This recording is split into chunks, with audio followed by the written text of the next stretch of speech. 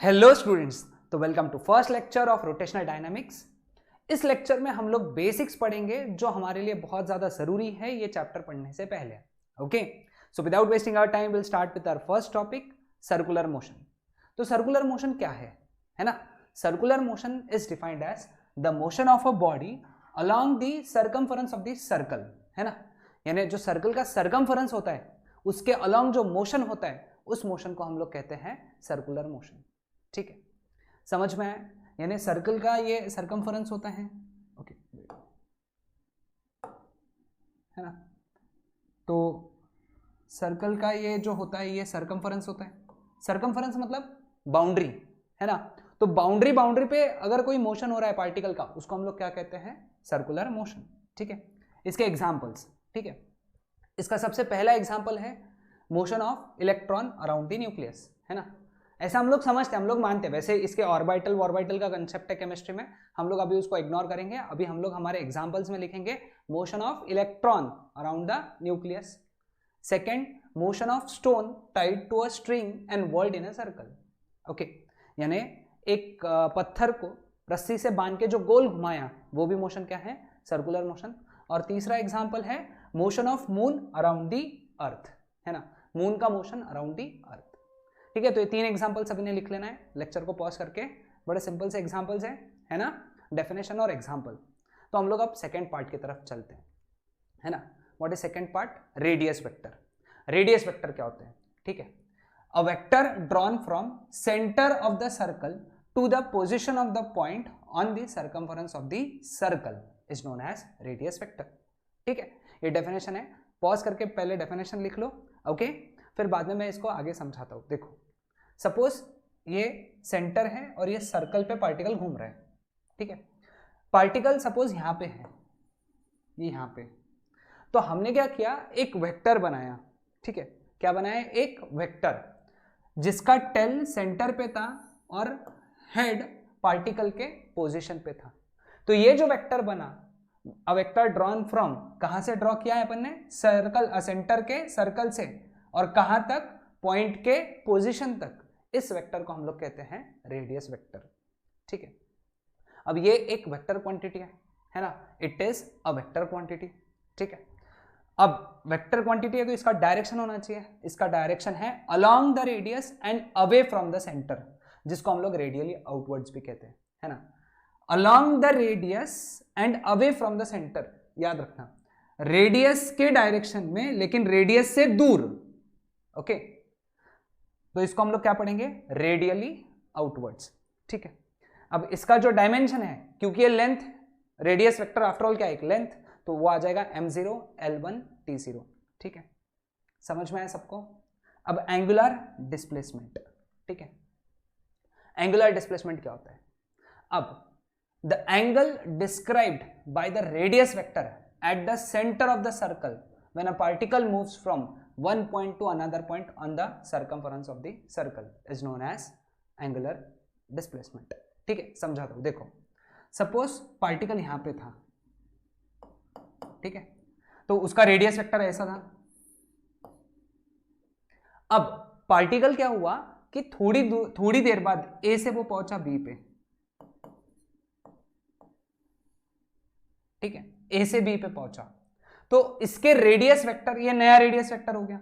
तो इसके radius vector ने, ये पहला रेडियस वेक्टर, ये बाद का रेडियस वेक्टर, रेडियस वेक्टर ने जो सेंटर पे एंगल बनाया, रेडियस वेक्टर ने सेंटर पे जो एंगल बनाया, कब? जब पार्टिकल एक जगह से दूसरे जगह मूव किया, उस एंगल को हम लोग कहते हैं एंगुलर डिस्प्लेसमेंट। ठीक है, it is a vector quantity again, ये भी एक वेक्टर क्वांटिटी है। अब क्योंकि ये वेक्टर क्वांटिटी है तो इसका डायरेक्शन होना चाहिए, है ना? और इसका मैग्नीट्यूड भी होना चाहिए। तो उसका जो मैग्नीट्यूड है, its magnitude is given by theta is equal to arc length upon radius. ये जो होता है इसको हम लोग कहते हैं आर्क लेंथ और इसको हम लोग कहते हैं रेडियस। आर्क लेंथ को किससे डिवाइड करो? रेडियस से, तो तुमको क्या मिलेगा? Angular displacement. अब क्योंकि ये वेक्टर क्वांटिटी है तो डायरेक्शन होनी चाहिए। Direction is given bye right hand thumb rule. अब राइट हैंड थंब रूल क्या होता है हम लोग अभी पढ़ेंगे, अगली स्लाइड में पढ़ेंगे। ठीक है, इसके डायमेंशन m0 l0 t0 ये एक डायमेंशनलेस क्वांटिटी है, ध्यान में रखना। क्या है ये? एक डायमेंशनलेस क्वांटिटी, ठीक है। इसका SI यूनिट है रेडियन, है ना। इसको डिग्रीज में नहीं गिनते हम लोग, इसको गिनते हैं रेडियन में। ओके हाँ, एंगल है सर हम तो डिग्रीज में गिनते थे, है ना, तो ये रेडियन में गिन रहे हैं हम लोग, तो इन दोनों में रिलेशन होना चाहिए। याद रख लो, लिख के रख लो इसके नीचे, pi radian is equal to 180 degrees, ठीक है। समझ में आया? तो ये था concept of angular displacement. Next, right hand thumb rule. क्या कहता है right hand thumb rule? Right hand thumb rule ये कहता है कि imagine your right hand such that fingers are curled and the thumb is outstretched, है ना। यानी तुम्हारा जो राइट हैंड है उसको इमेजिन करो such that fingers are curled and thumb is outstretched, thumb बाहर आया हुआ है, ठीक है। If the curled fingers denotes the direction of sense of rotation, then the outstretched thumbs नहीं होता है, thumb gives the direction of angular displacement, है ना। ये जो thumb है ये angular direction देगा, angular displacement का direction देगा। ये rotation का direction या angular displacement का direction, ये ऐसा, ठीक है। तो ये आ जाएगा ऊपर, समझे सब लोग? ध्यान में आया? ओके तो एक काम करते हैं, समझ के ले लेते हैं। सपोज पार्टिकल ऐसा घूम रहा है ना, तो एंगुलर डिस्प्लेसमेंट ऊपर रहेगा, है ना, क्योंकि पार्टिकल ऐसा घुमा तो थंब कहाँ गया? ऊपर। अब पार्टिकल अगर ऐसा घुमा तो एंगुलर डिस्प्लेसमेंट आएगा नीचे, ऐसा घुमा तो थंब गया नीचे, है ना। तो इसीलिए एंगुलर वेलोसिटी, अगला कंसेप्ट। एंगुलर वेलोसिटी क्या होता है? Angular velocity is the rate at which the rate of change of angular displacement is known as angular velocity. क्या रेट से angular displacement हो रही है ना। The rate of change of angular displacement is known as angular velocity. Again it is a vector quantity, तो इसका क्या होना चाहिए? मैग्नीट्यूड होना चाहिए, और क्या होना चाहिए? डायरेक्शन होना चाहिए। तो क्या लिखेंगे? Its magnitude is given by omega is equal to D theta by D T. D theta यानी एंगुलर डिस्प्लेसमेंट, डी टी यानी टाइम, ओमेगा यानी एंगुलर वेलोसिटी, ठीक है। क्योंकि ये भी एक वेक्टर क्वांटिटी है तो its direction is given bye right hand thumb rule. वही राइट हैंड थंब रूल, ये अगर सेंस ऑफ रोटेशन तो ये ओमेगा का डायरेक्शन। तो यहां से एक चीज समझ में आए क्या? जो थीटा का डायरेक्शन वही ओमेगा का डायरेक्शन, है ना। जो एंगुलर डिस्प्लेसमेंट का डायरेक्शन है वही एंगुलर वेलोसिटी का डायरेक्शन रहेगा, ठीक है। अगेन ओमेगा के आप डायमेंशन निकालेंगे, m0 l0 t-1 कैसे आए? क्योंकि इसके डायमेंशन क्या है? m0 l0 t0, इसके डायमेंशन क्या है? m0 l0 t1। डिवीजन में पावर्स का सब्ट्रैक्शन होता है, तो सॉल्व किया तो ये आंसर आ जाएगा, ठीक है। अब इसका SI यूनिट, इसका SI यूनिट आएगा रेडियन पर सेकेंड, क्योंकि इसका यूनिट है रेडियन और इसका यूनिट है सेकेंड्स, रेडियन पर सेकेंड्स, ठीक है। समझ में आया? चलो अगले टॉपिक की तरफ पढ़ते हैं, विच इज एंगुलर एक्सेलरेशन, ठीक है। एंगुलर एक्सेलरेशन क्या है? Angular acceleration is the rate of change of angular velocity is known as angular acceleration. यानी एंगुलर वेलोसिटी किस रेट से चेंज हो रहा है उसको हम लोग एंगुलर एक्सेलरेशन कहते हैं। याद रखो, जब जब भी एंगुलर वेलोसिटी चेंज होगी तब तब एंगुलर एक्सेलरेशन आएगा। मतलब एंगुलर एक्सेलरेशन के लिए एंगुलर वेलोसिटी का चेंज होना जरूरी है। बगैर एंगुलर वेलोसिटी चेंज हुए एंगुलर एक्सेलरेशन नहीं आ सकता, ठीक है। तो angular acceleration is the rate of change of angular velocity, ठीक है। तो again it is a vector quantity, ये भी एक वेक्टर क्वांटिटी है। तो इसका magnitude is given by, its magnitude is given by alpha is equal to D omega by D T, okay. Alpha angular acceleration, D omega angular velocity, D T time, ठीक है। Again it is a vector quantity, तो its direction is along the axis, okay. इसके direction के बारे में अभी मैं बात करूंगा, ओके, थोड़ी देर बाद। अल्फा के डायमेंशन m0 l0 t-2, क्योंकि इसके डायमेंशन क्या है? m0 l0 t-1 और इसके डायमेंशन है m0 l0 t1। तो डिवीजन में पावर्स का सब्ट्रैक्शन, तो वैल्यू आ जाएगा ये, ठीक है। एसआई यूनिट, इसका एसआई यूनिट आएगा रेडियन पर सेकेंड स्क्वायर, क्योंकि इसका यूनिट है रेडियन पर सेकेंड और इसका यूनिट है सेकेंड, ये सेकेंड नीचे जाके चिपक गया तो बन गया रेडियन पर सेकेंड स्क्वायर। ठीक है, हाँ अब बारी आती है डायरेक्शन की। देखो, if angular velocity is increasing then the direction of angular acceleration is same as that of angular velocity, है ना। अगर ओमेगा बढ़ रहा है तो जो ओमेगा की डायरेक्शन वही अल्फा की डायरेक्शन, और अगर ओमेगा कम हो रहा है, if angular velocity is decreasing then the direction of angular acceleration is opposite to that of angular velocity। दिख रहा है सबको, है ना। अगर ओमेगा कम हो रहा तो जो ओमेगा की डायरेक्शन उसके अपोजिट अल्फा के डायरेक्शन। ठीक है, तो इसको समझा देता हूं, देखो ध्यान दो, यहां पे समझते हैं। सपोज पार्टिकल ऐसा घूम रहा है और ओमेगा बढ़ रहा है ना, ओमेगा इज इंक्रीजिंग, मैं ऐसे ऊपर के एरो से बता देता हूं। ठीक है, तो अल्फा की डायरेक्शन निकालना है, तो अल्फा के डायरेक्शन के लिए पहले ओमेगा की डायरेक्शन निकालो। ओमेगा की direction right hand thumb rule से, ऐसा घुमाया हाथ तो थंब आया ऊपर, तो ओमेगा ऊपर आएगा। लेकिन क्योंकि ओमेगा बढ़ रहा है तो जो ओमेगा की डायरेक्शन वही अल्फा की डायरेक्शन, तो ये रहेगी अल्फा की डायरेक्शन, जो ओमेगा की डायरेक्शन वही अल्फा की डायरेक्शन, क्योंकि ओमेगा बढ़ रहा है।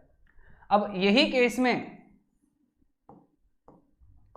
अगर ओमेगा कम होता था तो ओमेगा तो ऊपर आएगा राइट हैंड थंब रूल के हिसाब से, ओमेगा ऊपर, लेकिन क्योंकि ओमेगा कम हो रहा है तो अल्फा का आएगा नीचे। ठीक है, समझ में आया, अल्फा का आएगा नीचे। ठीक है, अब सपोज पार्टिकल ऐसा घूम रहा है और ओमेगा बढ़ रहे हैं, तो ओमेगा नीचे है, क्योंकि पार्टिकल ऐसा घूम रहा है तो ओमेगा नीचे आएगा, और ओमेगा बढ़ रहे हैं तो जो ओमेगा की डायरेक्शन वही अल्फा के डायरेक्शन। ठीक है, और चौथा केस कैसा आएगा, देखो यहां पे ओमेगा कम हो रहा है तो यहां पे ओमेगा नीचे आएगा according to right hand thumb rule, omega नीचे, लेकिन क्योंकि ओमेगा कम हो रहा है तो अल्फा की डायरेक्शन ओमेगा के डायरेक्शन के अपोजिट मतलब ऊपर रहेगी। ठीक है, अब टेंजेंशियल वेलोसिटी, अब क्योंकि कोई भी ऑब्जेक्ट घूम रहा है, सर्कल में घूम रहा है, मोशन है, तो उसमें क्या होनी चाहिए, वेलोसिटी होनी चाहिए। ओके, तो जो वेलोसिटी सर्कुलर मोशन में होती है, the velocity in circular motion is known as tangential velocity, है ना। The velocity of an object in circular motion चाहिए था वहां पे, in circular motion is known as tangential velocity. ठीक है, अब क्योंकि इसकी डायरेक्शन है tangential, the direction of tangential velocity is tangent to the path at that point. Okay, समझाता हूं। सपोज पार्टिकल ऐसा घूम रहा है, वेलोसिटी एक वेक्टर क्वांटिटी है तो उसका मैग्नीट्यूड होता है और उसका डायरेक्शन होता है। तो अपने को अब डायरेक्शन अगर निकालना है तो अपन क्या करेंगे, पार्टिकल यहां पे है तो पार्टिकल अगर ऐसा घूम रहा तो ऊपर टेंजेंट बनाएंगे, तो ये वेलोसिटी की डायरेक्शन हो गई। पार्टिकल यहां पे है तो ऐसा टेंजेंट बनेंगे, पार्टिकल यहां पे है तो ऐसा टेंजेंट बनेंगे, पार्टिकल यहां पे है तो ऐसा टेंजेंट बनेंगे, पार्टिकल यहां पे है तो ऐसा टेंजेंट बनेंगे, है ना। टेंजेंट बनाना है। अब पार्टिकल अगर उल्टा घूमता था ऐसा, तो यहां पे टेंजेंशियल वेलोसिटी की डायरेक्शन नीचे होती थी, क्योंकि वो ऐसा घूम रहा है ना, इस तरीके से घूम रहा है तो वेलोसिटी की डायरेक्शन नीचे, यहां पे वेलोसिटी की डायरेक्शन लेफ्ट में, यहां पे वेलोसिटी की डायरेक्शन ऊपर, यहां पे वेलोसिटी की डायरेक्शन राइट में। समझे, टेंजेंशियल वेलोसिटी की डायरेक्शन समझ में है सभी को। Okay, next, magnitude of tangential velocity is given by v is equal to r omega. इसका डेरिवेशन अभी हमारे सिलेबस में एक्सपेक्टेड नहीं है, तो आई वुड सजेस्ट कि इसको याद रख लो। r यानी क्या है, radius, omega is angular velocity. Okay, again I repeat, derivation हमारे सिलेबस में एक्सपेक्टेड नहीं है, तो हमको वैल्यू, इसका जो फॉर्मूला है वो याद रखना पड़ेगा। ठीक है, अब क्योंकि वेलोसिटी क्या है, वेक्टर है, रेडियस भी क्या है, वेक्टर है, ओमेगा भी क्या है, वेक्टर है, तो दो वेक्टर को मल्टीप्लाई करके आंसर एक वेक्टर आया, तो ये जो मल्टीप्लीकेशन है इसको हम लोग कहते हैं vector product. So in vector form vector v is equal to vector omega cross vector r। ये क्वेश्चन बहुत फेमस क्वेश्चन था बोर्ड्स का, तो आई वुड स्ट्रांगली सजेस्ट कि इसको याद करके रख लो। Vector omega is equal to vector v is equal to vector omega cross vector r। Omega cross r, r cross omega नहीं, अगर तुम r क्रॉस ओमेगा लिखते हो तो वो गलत हो जाता है, क्योंकि वेक्टर प्रोडक्ट कॉम्यूटेटिव नहीं है। मतलब omega cross r is not equal to r cross omega. ठीक है, तो ये दोनों याद रहेगा। Okay, next centripetal acceleration. Okay, अब हम लोग ये देखें कि जो वेलोसिटी है सर्कुलर मोशन में, उसका मैग्नीट्यूड कांस्टेंट है। मैग्नीट्यूड क्या था? v is equal to R omega, ये क्या था? मैग्नीट्यूड। लेकिन इसकी जो डायरेक्शन है कैसी थी बेटा? टेंजेंशियल थी ना। इसकी जो डायरेक्शन है जो कि कैसी थी? टेंजेंशियल। ये कांस्टेंट नहीं है ना, हर जगह डायरेक्शन चेंज हो रही है। Direction is changing from place to place, तो इसीलिए velocity is not constant. Uniform circular motion आगे हम लोग पढ़ेंगे, उसमें magnitude is constant but direction is not constant. अब क्योंकि डायरेक्शन कांस्टेंट नहीं है, मैग्नीट्यूड कांस्टेंट रहे, भले ही मैग्नीट्यूड कांस्टेंट रहे, डायरेक्शन कांस्टेंट नहीं है, तो इट क्या होगा वहां पे? क्योंकि डायरेक्शन कांस्टेंट नहीं है तो क्या होगा? वो वेक्टर चेंज होगा। इसका मतलब क्या है? वेलोसिटी चेंजेस, वेलोसिटी चेंज होता है। ठीक है, और जब जब भी वेलोसिटी चेंज होता है, हम लोगों ने क्लास 9th में ही पढ़ा था, जब जब भी क्या चेंज होता है? वेलोसिटी, तब तब पिक्चर में क्या आता है? एक्सेलरेशन। इसीलिए सर्कुलर मोशन में होता है एक्सेलरेशन, और सर्कुलर मोशन के एक्सेलरेशन को हम लोग कहते हैं सेंट्रीपिटल एक्सेलरेशन। तो चलो इसको समराइज करते हैं। वेलोसिटी का मैग्नीट्यूड कांस्टेंट है, डायरेक्शन कांस्टेंट नहीं है, इसीलिए वेलोसिटी कांस्टेंट नहीं है। वेलोसिटी कांस्टेंट नहीं है मतलब वेलोसिटी चेंज हो रही है, और क्योंकि वेलोसिटी चेंज हो रही है तो उसमें क्या आएगा? एक्सेलरेशन, और वो एक्सेलरेशन को हम लोग कहते हैं सेंट्रीपिटल एक्सेलरेशन। ठीक है, the acceleration in particle performing UCM due to, किसकी वजह से? Change in the direction of velocity is known as centripetal acceleration. ठीक, अब सेंट्रीपिटल एक्सेलरेशन, क्योंकि एक्सेलरेशन है तो ये एक वेक्टर क्वांटिटी है, तो इसका क्या होना चाहिए? मैग्नीट्यूड होना चाहिए और इसका डायरेक्शन होना चाहिए। तो direction is given by the direction of centripetal acceleration is radially inwards और along the radius towards the centre. चलो समझाता हूं, ध्यान देना। सपोज पार्टिकल ऐसा गोल घूम रहा है, ठीक है, मैंने बोला बेटा इस पॉइंट पे सेंट्रीपिटल एक्सेलरेशन की डायरेक्शन बताओ, तो तुमने बनाना ऐसा एरो सेंटर की तरफ, along the radius towards the centre. मैंने बोला यहां पे बनाओ, तो तुमने ऐसा एरो बनाना। मैंने बोला यहां पे बनाओ, तो तुमने ऐसा एरो बनाना। यहां पे ऐसा एरो क्या है? कैसा रहता है? डायरेक्शन कैसा रहता है? Along the radius towards the centre. समझ में आया सबको? ओके, अब it is denoted bye ACP. अब एसीपी के फॉर्मूलेस है ना, मैंने अपने डायरेक्शन की बात कर दी, अब इसके formulas again I will repeat कि इसके फॉर्मूलेस का डेरिवेशन भी हमारे सिलेबस में एक्सपेक्टेड नहीं है। हमको सिर्फ याद रखना है ACP equal to V square by R omega square R V omega. ठीक है, ये याद रखना। वी यानी क्या है? Velocity, R radius, omega angular velocity. अब क्योंकि ये वेक्टर है तो इसके वेक्टर फॉर्म होना चाहिए। इसके वेक्टर फॉर्म कैसे रहेंगे?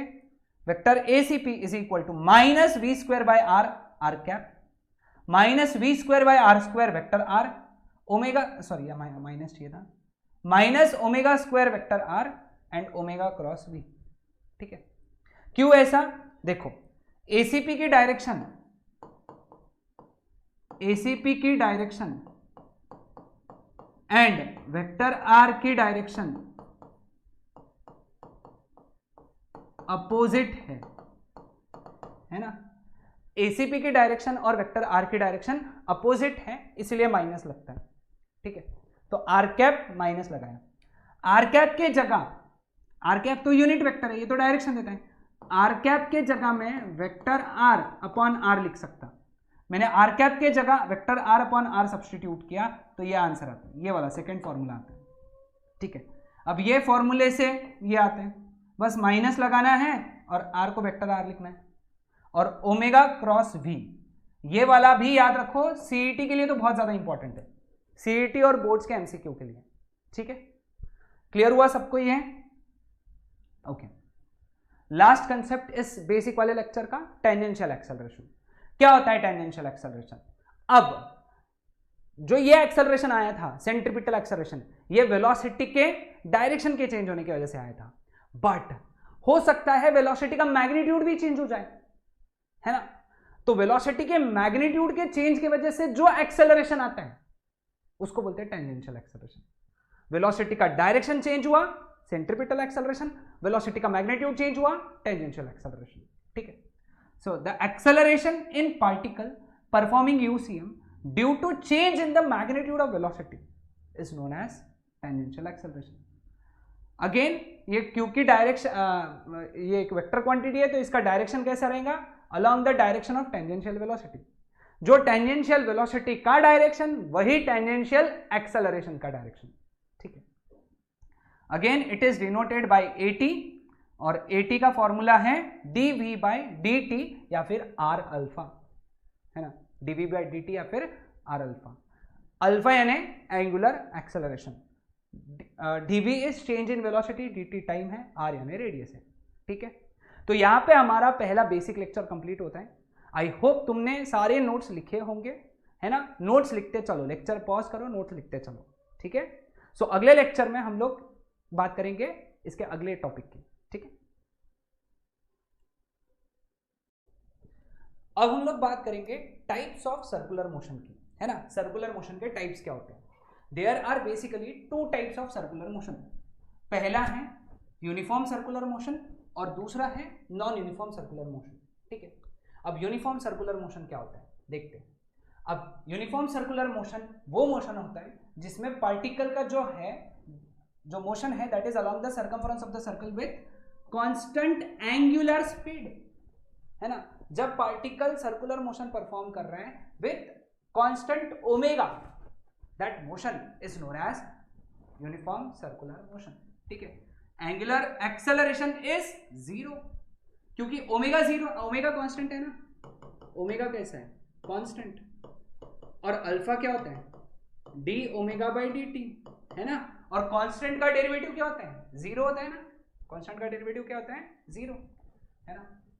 Object only have centripetal acceleration and it's tangential acceleration is zero, क्योंकि मैग्नीट्यूड रिमेन्स कांस्टेंट। वेलोसिटी का मैग्नीट्यूड, इसमें वेलोसिटी का मैग्नीट्यूड ये कैसा है?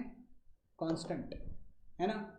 इसीलिए जो 80 है ये जीरो है। वेलोसिटी का डायरेक्शन ये कांस्टेंट नहीं है, इसीलिए एसीपी जीरो नहीं है, उसके पास में सेंट्रीपिटल एक्सेलरेशन होता है, ठीक है। So net acceleration in the body is only centripetal acceleration. समझ में आया सभी को? क्लियर हुआ? तो ये था यूनिफॉर्म सर्कुलर मोशन, ठीक है। अब बात करते हैं हम लोग नॉन यूनिफॉर्म सर्कुलर मोशन की। नॉन यूनिफॉर्म सर्कुलर मोशन क्या होता है? नॉन यूनिफॉर्म सर्कुलर मोशन यानी क्या? The motion of particle along the circumference of the circle with variable angular speed, है ना। यानी यहाँ पे एंगुलर स्पीड चेंज हो रही है, ओमेगा कांस्टेंट नहीं है। अब क्योंकि ओमेगा कांस्टेंट नहीं है तो एंगुलर एक्सेलरेशन भी जीरो नहीं है। Angular acceleration is not zero, okay.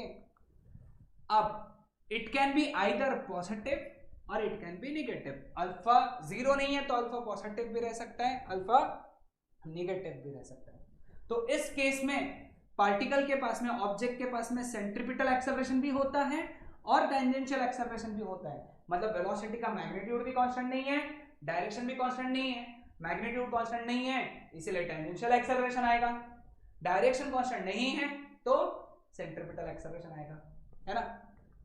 अब तो नेट एक्सेलरेशन इसमें क्या रहेगा? It is the vector sum of tangential acceleration and centripetal acceleration. यहां पे अब इसका ये निकालने के लिए ध्यान दो, यहां पे देखो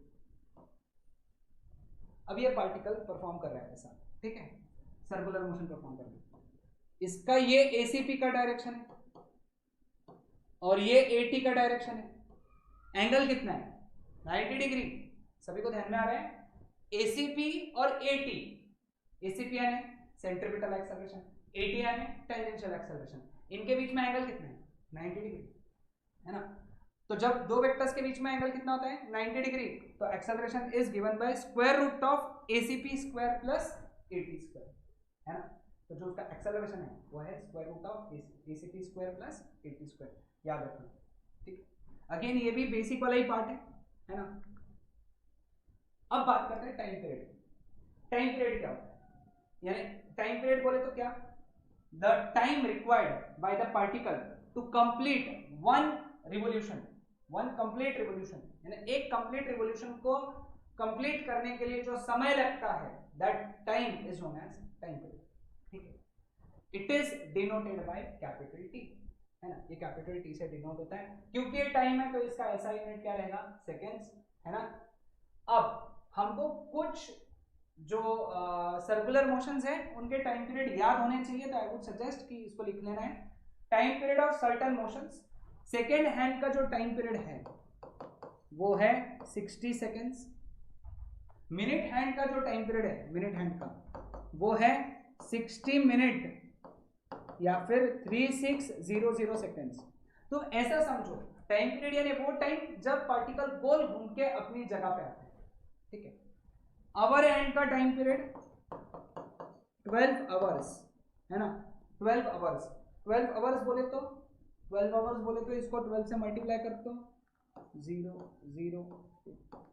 43200 सेकेंड्स। और अर्थ का रोटेशन का टाइम पीरियड, अर्थ को पूरा चक्कर काटने के लिए कितना समय लगता है? 24 hours.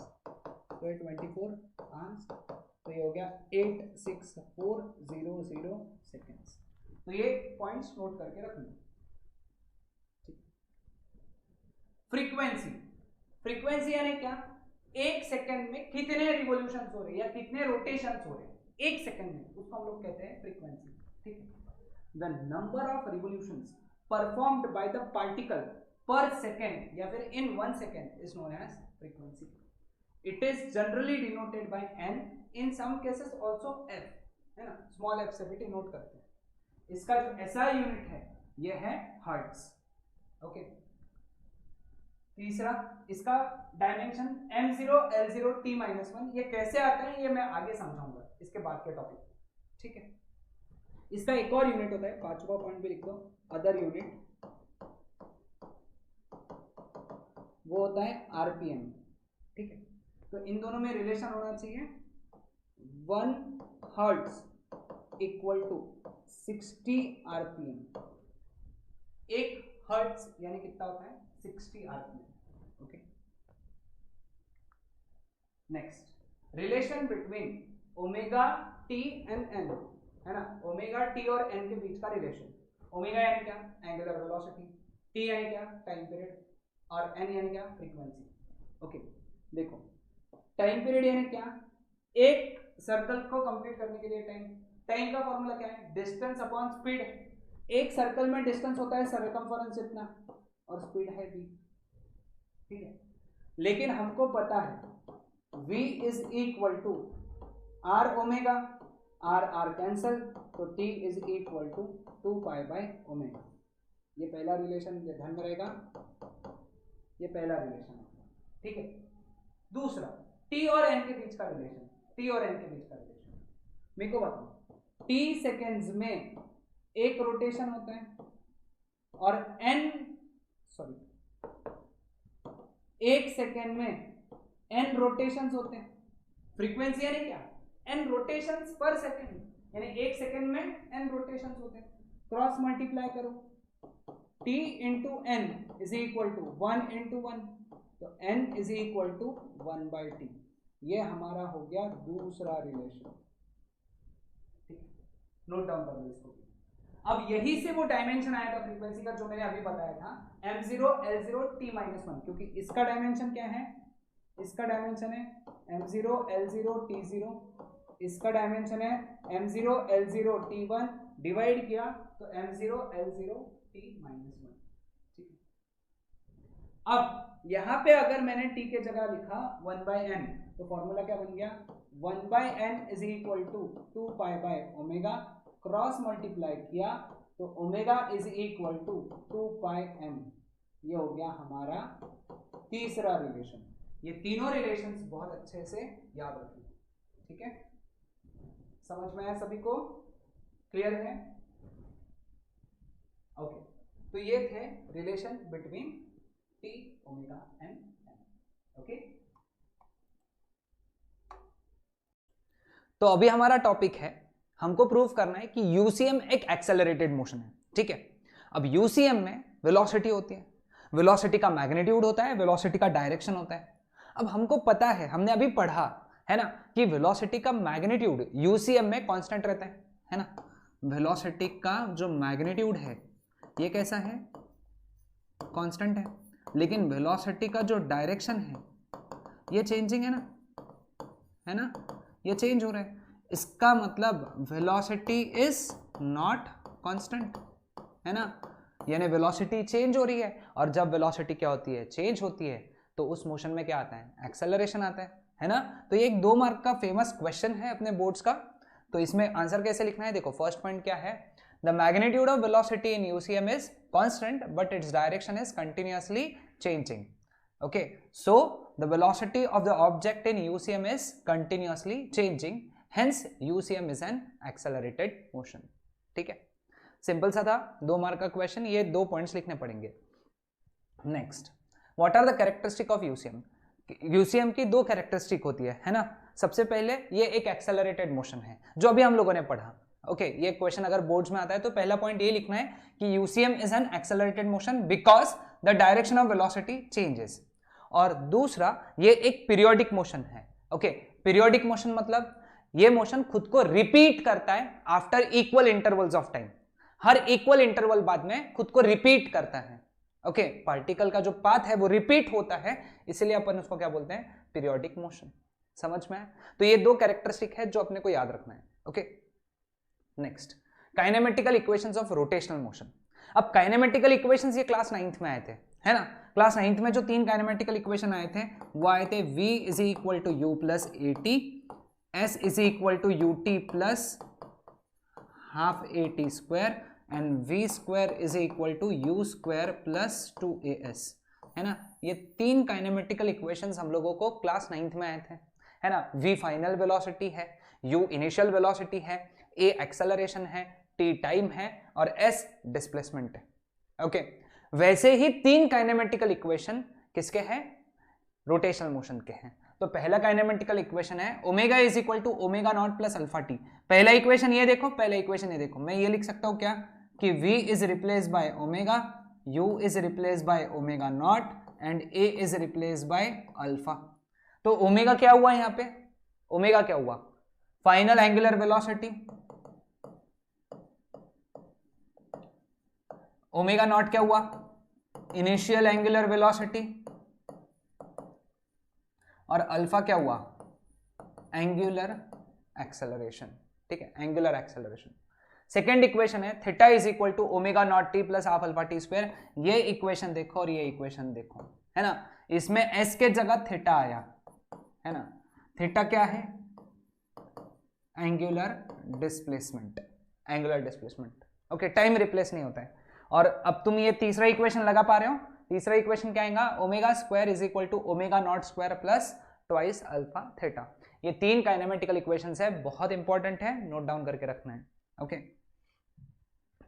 Next, change in direction of angular velocity and plane of rotation with respect to change in direction of angular acceleration, है ना। ये क्वेश्चन मार्क नहीं चाहिए था, क्वेश्चन मार्क हटा देते हैं। ठीक है, चलो क्या कहते हैं, if the angular acceleration alpha is along any direction other than axial, it will change the direction of omega, which will change the plane of rotation, as omega is always perpendicular to the plane of rotation. ठीक है, ये point समझाता हूं, देखो। तो होगा क्या कि सपोज अल्फा ऐसा है ना, एक्सिस क्या, अदर देन एक्सियल, ये एक्सियल डायरेक्शन है, एक्सियल डायरेक्शन के छोड़ के अगर अल्फा का डायरेक्शन है, ओके, तो उसके वजह से क्या होगा, ओमेगा का डायरेक्शन बदलेगा, यानी अल्फा के चेंज के वजह से ओमेगा का डायरेक्शन चेंज होगा। ओमेगा चेंज नहीं होगा, अभी अपन बोल रहे हैं कि अल्फा का डायरेक्शन कोई और है जिसकी वजह से ओमेगा का डायरेक्शन चेंज हुआ, लेकिन प्लेन ऑफ रोटेशन जो होता है, यानी जिस प्लेन में रोटेशन हो रहा है उसको परपेंडिकुलर ओमेगा होता है, यानी ओमेगा बदला तो प्लेन ऑफ रोटेशन भी बदल जाएगा, क्योंकि प्लेन ऑफ रोटेशन जो होता है, प्लेन ऑफ रोटेशन है ना, ये हमेशा परपेंडिकुलर होता है किसका, ओमेगा को। तो प्लेन ऑफ, अगर ओमेगा बदलता है, ओमेगा की डायरेक्शन बदलती है, तो प्लेन ऑफ रोटेशन भी बदल जाएगा। यानी क्या समझे हम लोग, अल्फा का डायरेक्शन कोई और रहा तो ओमेगा का डायरेक्शन चेंज होता है, और ओमेगा का डायरेक्शन चेंज होता है तो प्लेन ऑफ रोटेशन भी चेंज हो जाएगा। समझ में आया सभी को? Okay, next, real force. Real force क्या होते हैं? ओके, फोर्स दो प्रकार के होते हैं, रियल फोर्स और सूडो फोर्स। रियल फोर्स वो फोर्स होते हैं which is produced due to interaction between the objects, है ना। ये डेफिनेशन अच्छे से याद रखो, जो एक्चुअली दो ऑब्जेक्ट्स के बीच के इंटरैक्शन की वजह से डेवलप होता है उसको हम लोग बोलते हैं रियल फोर्स। ओके, इसका एग्जांपल है ग्रेविटेशनल फोर्स, है ना, या फिर the earth revolves around the sun in circular path due to gravitational force. Okay, तो ग्रेविटेशनल फोर्स क्या हो गया, ये एक रियल फोर्स हो गया। ये दो ऑब्जेक्ट्स सन और अर्थ के बीच के इंटरैक्शन की वजह से आते हैं। ओके, दूसरा, a relative motion between two solid surfaces in contact give rise to force of friction। तो force of friction भी दो ऑब्जेक्ट्स के कांटेक्ट की वजह से आते हैं, तो इसीलिए वो भी क्या हुआ, एक रियल फोर्स हुआ। ठीक है, next, pseudo force. Pseudo force, pseudo का मतलब क्या होता है, फॉल्स या फिर इमेजिनरी। ओके, तो a pseudo force is one which arises due to acceleration of the observer's frame of reference. बहुत इंपॉर्टेंट, एमसीक्यू के लिए याद रखना। जो ऑब्जर्वर है, जो चीजों को देख रहा है, उसमें अगर एक्सेलरेशन है तो उस वजह से उस सिचुएशन में क्या कौन सा फोर्स आएगा, एक फोर्स आएगा, उस फोर्स को हम लोग बोलेंगे सूडो फोर्स। सूडो फोर्स किसके वजह से आते हैं, ऑब्जर्वर के फ्रेम ऑफ रेफरेंस में एक्सेलरेशन की वजह से। समझे, किसकी वजह से, ऑब्जर्वर के फ्रेम ऑफ रेफरेंस में एक्सेलरेशन की वजह से जो फोर्स आता है उसको हम लोग कहते हैं सूडो फोर्स। ठीक है, इसका एग्जांपल है पहला, when a vehicle moves along a curved road, a passenger in the vehicle experiences a force in the outward direction that is away from the centre of the curved road, this is due to pseudo force, है ना। समझाता हूं, जैसे गाड़ी अगर ऐसी turn ले रही है तो अपने पे फोर्स इधर लगता है, तो ये जो फोर्स लगा, ये किसी ने लगाया क्या, नहीं, ये सूडो फोर्स है। ये क्यों आया, गाड़ी ऐसी अपना डायरेक्शन चेंज कर रही तो गाड़ी में क्या आ रहा है, एक्सेलरेशन। अब गाड़ी हो गई, यहाँ पे व्हीकल हो गई फ्रेम ऑफ रेफरेंस, और वो फ्रेम ऑफ रेफरेंस की वजह से हम पे क्या लगा, फोर्स। तो ये फोर्स जो है, जो हम बाहर फेंके गए, इसको हम लोग बोलते हैं सूडो फोर्स। ठीक है, दूसरा example, when bus suddenly starts the passenger falls forward, sorry, start के लिए बैकवर्ड है ना, due to pseudo force acting on them, है ना। बस अगर एकदम से चालू हो गई तो ऐसे अपन पीछे जाते हैं, बस शुरू हो गई तो अपन पीछे गए, तो ये जो पीछे गए हम पे पीछे फोर्स लगा, क्योंकि बस जो कि क्या था, फ्रेम ऑफ रेफरेंस, उसमें क्या आया, एक्सेलरेशन। यानी वो फोर्स जो फ्रेम ऑफ रेफरेंस के एक्सेलरेशन की वजह से आता है उसको हम लोग बोलते हैं सूडो फोर्स। ठीक है, ये करेक्शन कर लेना यहाँ पे और नोट कर लेना। Next, centripetal force. ठीक है, अब हमने देखा कि यूसीएम एक एक्सेलरेटेड मोशन है, तो यूसीएम में क्या है, एक्सेलरेशन है। एक्सेलरेशन किसकी वजह से आता है, फोर्स की वजह से आता है ना। तो वो फोर्स जो सर्कुलर मोशन में होता है उसको हम लोग सेंट्रीपिटल फोर्स बोलते हैं, सेंट्रीपिटल फोर्स बोलते हैं। ठीक है, the force providing centripetal acceleration is called as centripetal और रेडियल फोर्स, इसका दूसरा नाम है। ठीक है, इसका दूसरा नाम क्या है, रेडियल फोर्स। ठीक है, अब F is equal to centripetal force, है ना, that is minus M omega square vector R, mass into acceleration. ठीक है, ये वेक्टर फॉर्म में, क्योंकि फोर्स का फॉर्मूला क्या रहेगा, M C P F that is equal to M into A C P, centripetal acceleration तुमने नोट्स में लिखा है अभी थोड़ी देर पहले, ठीक है। सब्सटीट्यूट किया, माइनस एम, एसीपी का फॉर्मूला है minus omega square vector R, तो वो यहां से आया, ठीक है, समझा सबको। Next, where R is radius of the circular path. दूसरा, in magnitude F C P is equal to M R omega square M V square by are M V omega, यानी जो वी ए के फॉर्मूले थे centripetal acceleration के फॉर्मूले जो तुमने लिखे थे उसमें बस एम ऐड कर दो हर एक के आगे, तो किसके फॉर्मूले बन गए, सेंट्रीपिटल फोर्स के फॉर्मूले बन गए, ठीक है। The direction of this force is along the radius and towards the centre, यानी जो एसीपी का डायरेक्शन, सेंट्रीपिटल एक्सेलरेशन का डायरेक्शन, वही सेंट्रीपिटल फोर्स का डायरेक्शन, ठीक है। इसको बोलते हैं सेंटर सीकिंग, क्योंकि सेंटर के तरफ, सीकिंग यानी तरफ, सेंटर सीकिंग यानी सेंटर के तरफ, along the radius towards the centre, ठीक है। इट इज रियल फोर्स, ये एक रियल फोर्स है, ओके, ये याद रखना है। इसका example, a stone tied at the end of the string is revolved in a horizontal circle, the tension in the string provides the necessary centripetal force, है ना। जब अपन पत्थर को गोल घुमाते हैं रस्सी को बांध के, तो ये रस्सी में, स्ट्रिंग में टेंशन डेवलप होता है, that tension provides necessary centripetal force, यानी T is equal to F C P, F लिखेंगे, ठीक है। जो फोर्स सेंटर के तरफ लगेगा that provides necessary centripetal force, ये लाइन लिख लो, ओके। क्या बोला मैंने, वापस समझाता हूं। जो फोर्स सेंटर के तरफ लगेगा, जो फोर्स सेंटर के तरफ लगेगा, that force provides necessary centripetal force, ठीक है। Next, centrifugal force. Centrifugal force क्या होता है?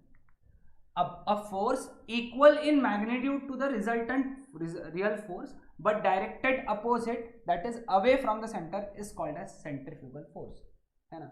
ये इसकी डेफिनेशन होगी जो हमारे बोर्ड्स के बुक में दी है। एक ऐसा फोर्स जिसका मैग्नीट्यूड रिजल्टेंट रियल फोर्स के इक्वल है, किसके इक्वल है? रिजल्टेंट रियल फोर्स के इक्वल है, बट डायरेक्शन जो है वो कैसी है? अपोजिट है, अवे फ्रॉम द सेंटर। क्योंकि जो हमारा रिजल्टेंट रियल फोर्स मतलब कौन सा? Centripetal force. ये किसकी बात हो रही है? सेंट्रीपिटल फोर्स की बात हो रही है। और सेंट्रीपिटल फोर्स की डायरेक्शन कैसे रहती? Towards the centre. तो सेंट्रीफ्यूगल की उसके अपोजिट, मतलब अवे फ्रॉम द सेंटर, ठीक है। अब इसमें अगर हम लोगों ने एफ सी पी एफ याद करो, vector F C P F कैसा लिखा था? Minus M omega square vector R, तो इसमें आ जाएगा प्लस, है ना। तो यहां से हम सीखे, एक चीज सीखे कि एफ सी पी एफ की डायरेक्शन वही होती, वेक्टर आर के अपोजिट होती है, लेकिन F C F F centrifugal force की डायरेक्शन वही होती है जो वेक्टर आर की होती है, ठीक है।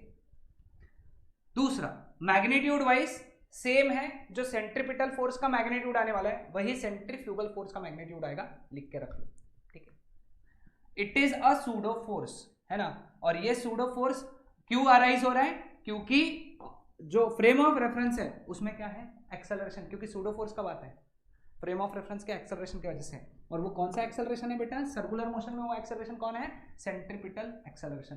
क्वेश्चन आ सकता है एमसीक्यू का कि सेंट्रीफ्यूगल फोर्स कौन से एक्सेलरेशन की वजह से आता है? सेंट्रीपिटल एक्सेलरेशन की वजह से आता है। एक्सेलरेशन की वजह से तो आता है, फ्रेम ऑफ रेफरेंस में जब क्या रहेगा? एक्सेलरेशन, तभी क्या आता है? Pseudo force.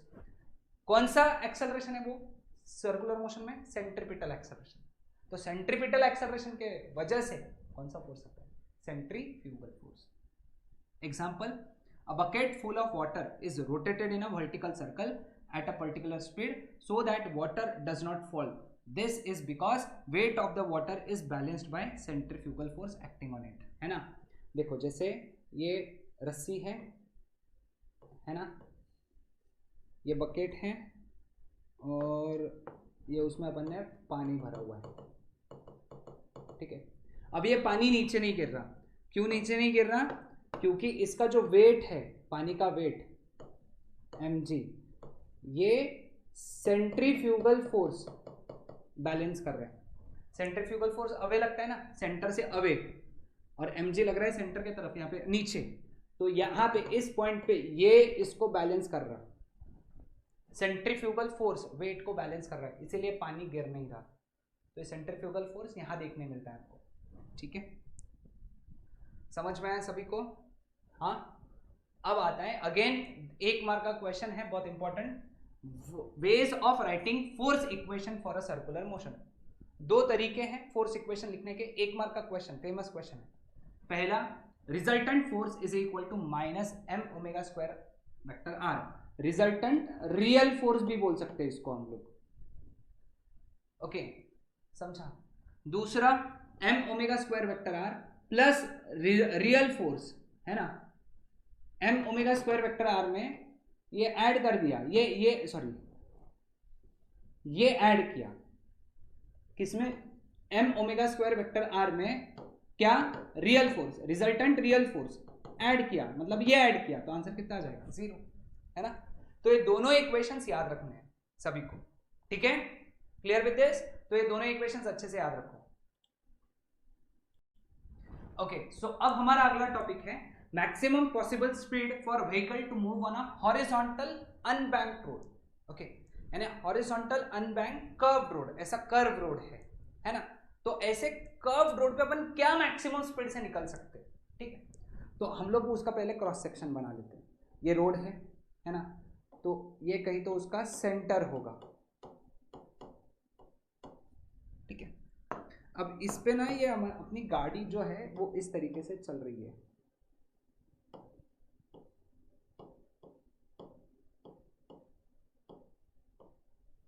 बेटा एक गाड़ी जो तुम देख रहे हो ये सामने से देख रहे हो, ये उसके 2 हेडलाइट्स है, ये स्टेयरिंग है, यहाँ पे जो बनाया मैंने स्टेयरिंग बनाया, ये गाड़ी ऐसे टर्न ले रही है, इस तरीके से टर्न है, ठीक है, ये यहाँ पे सेंटर है, तो तुमको ध्यान में ये सामने से दिख रहा है, ऊपर से नहीं दिख रहे, सामने से दिख रहे, ओके।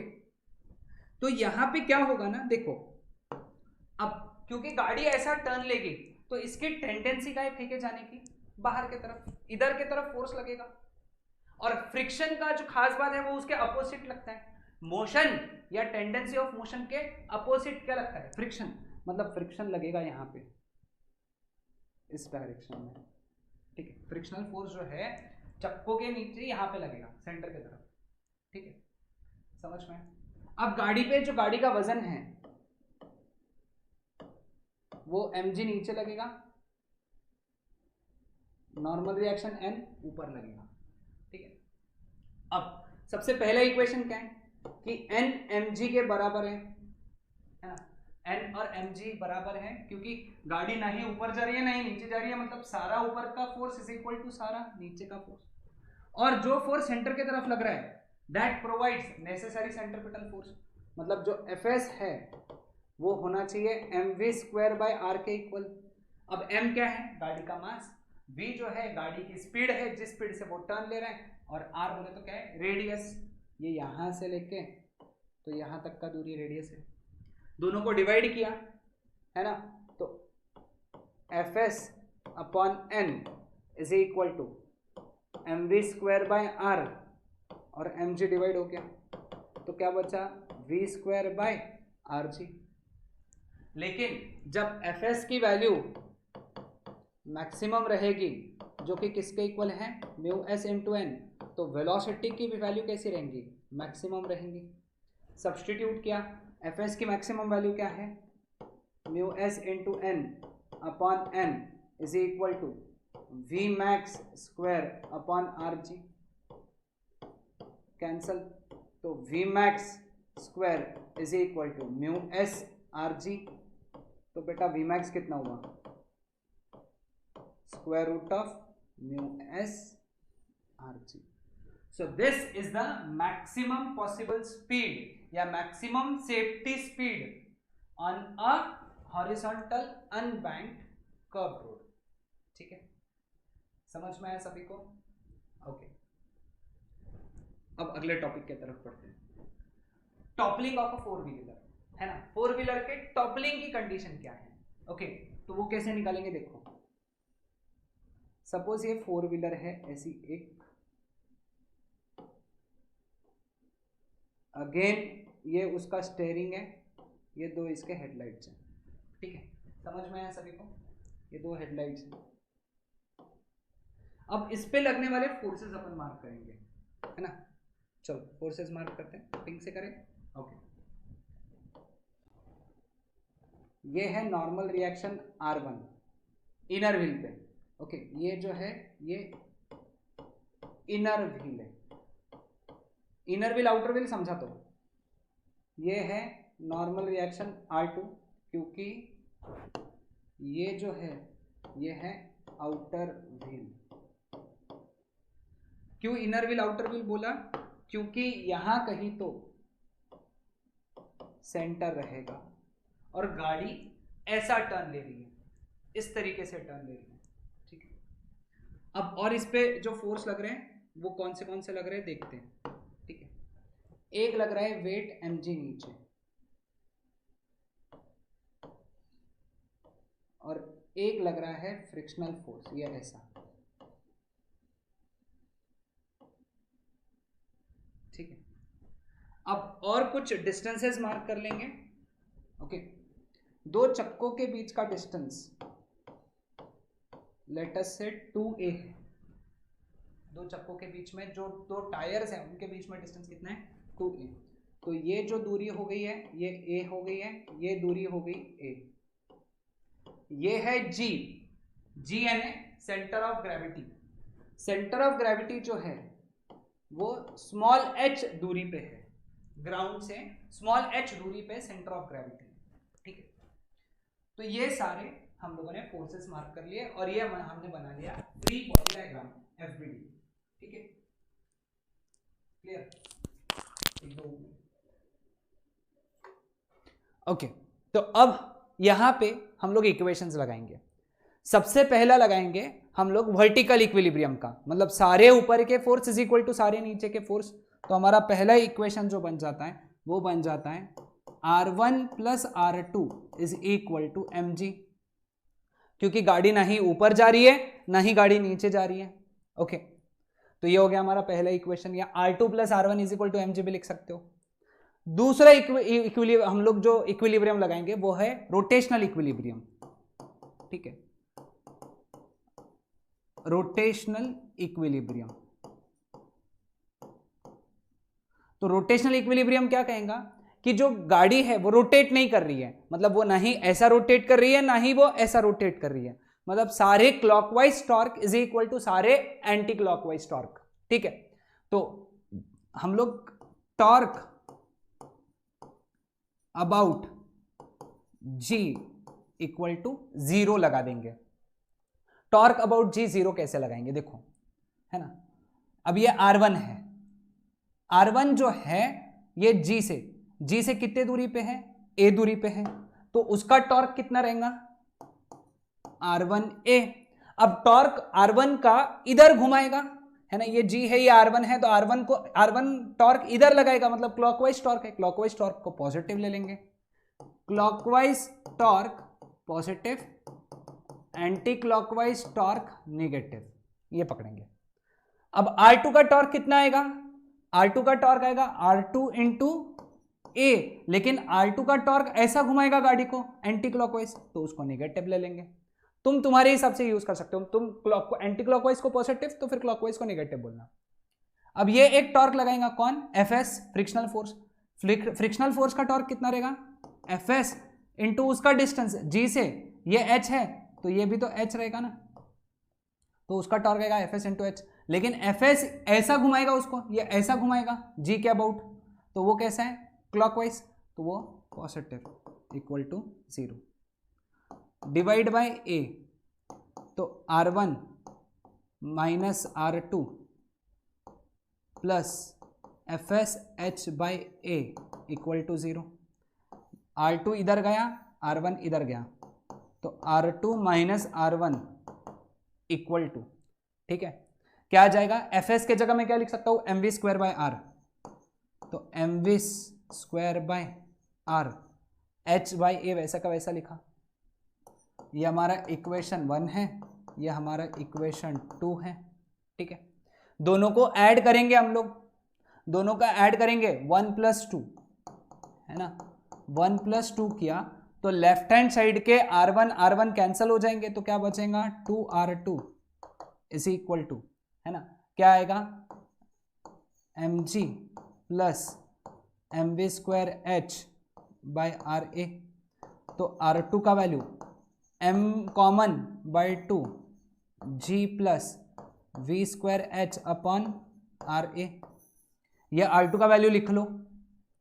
अब ये R2 का वैल्यू उठा के यहां सब्सटीट्यूट करेंगे तो हमको R1 का वैल्यू मिलेगा। तो R1 का वैल्यू आएगा m/2 ब्रैकेट में g minus v²h upon RA। ठीक है, तो ये R1 R2 क्या थे? R1 R2 थे नॉर्मल रिएक्शंस, है ना।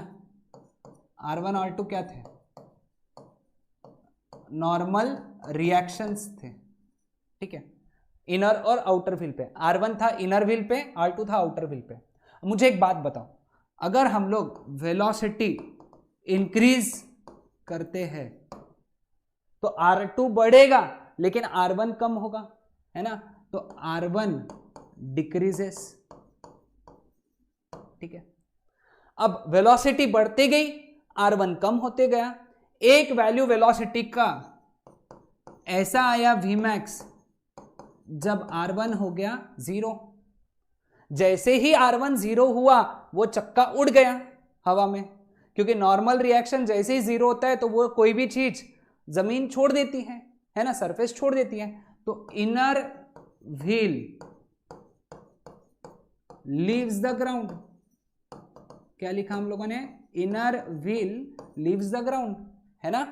यानी गाड़ी टॉपल हो गई, अब ऐसे फेंके गई। इस चीज को बोलते हैं टॉपलिंग ऑफ व्हीकल, यानी गाड़ी ऐसे चल रही थी और ये ऐसा फेंके गई। ठीक है, तो टॉपलिंग के लिए Vmax और इनर व्हील पे रिएक्शन कितना होता है? 0। ये वैल्यू उठा के अपन ने यहां सब्सटीट्यूट किया तो अपने को Vmax की वैल्यू मिलती है, लिख लो यहां पे, square root of R G A by H। ये है मैक्सिमम वैल्यू। तो इससे ज्यादा अगर चलाओगे तो टॉपलिंग होगा। R क्या है? Radius of road. G acceleration due to gravity. A क्या है? डिस्टेंस, जो डिस्टेंस है सेंटर ऑफ ग्रेविटी से एक टायर का डिस्टेंस है। दो टायर के बीच में डिस्टेंस ट्वाइस A है, तो A सेंटर ऑफ ग्रेविटी से एक टायर का डिस्टेंस, या दो टायर्स के बीच के डिस्टेंस का हाफ, वो है A। और H क्या है? सेंटर ऑफ ग्रेविटी का डिस्टेंस। ठीक है, ये इक्वेशन है, ये डेरिवेशन है। लेकिन ये डेरिवेशन जो है बोर्ड्स में जो ब्लू कलर के डब्बे दिए होते हैं ना बोर्ड्स के बुक में, उसका डेरिवेशन है। तो ये फॉर्मूले इंपॉर्टेंट है, तो ये नोट डाउन कर लो। ठीक है, next concept, minimum safest velocity in well of death, है ना। अब देखो, वेल ऑफ डेथ यानी मौत का कुआं, है ना, मौत का कुआं। ठीक है, ये मौत का कुआं तुम लोगों ने देखा होगा जनरली, जो ये हमारे यवतमाल साइड में मीना बाजार कहते हैं इसे, है ना, वहां आता है। इसमें गाड़ियां घुमाते हैं, है ना लोग। तो उसमें गाड़ियों की क्या स्पीड होनी चाहिए सो दैट वो नीचे ना गिरे और वो घूमते रहे। तो गाड़ी कुछ इस तरीके से रहती है उसमें। अगेन ये हेडलाइट्स है और ये स्टीयरिंग है।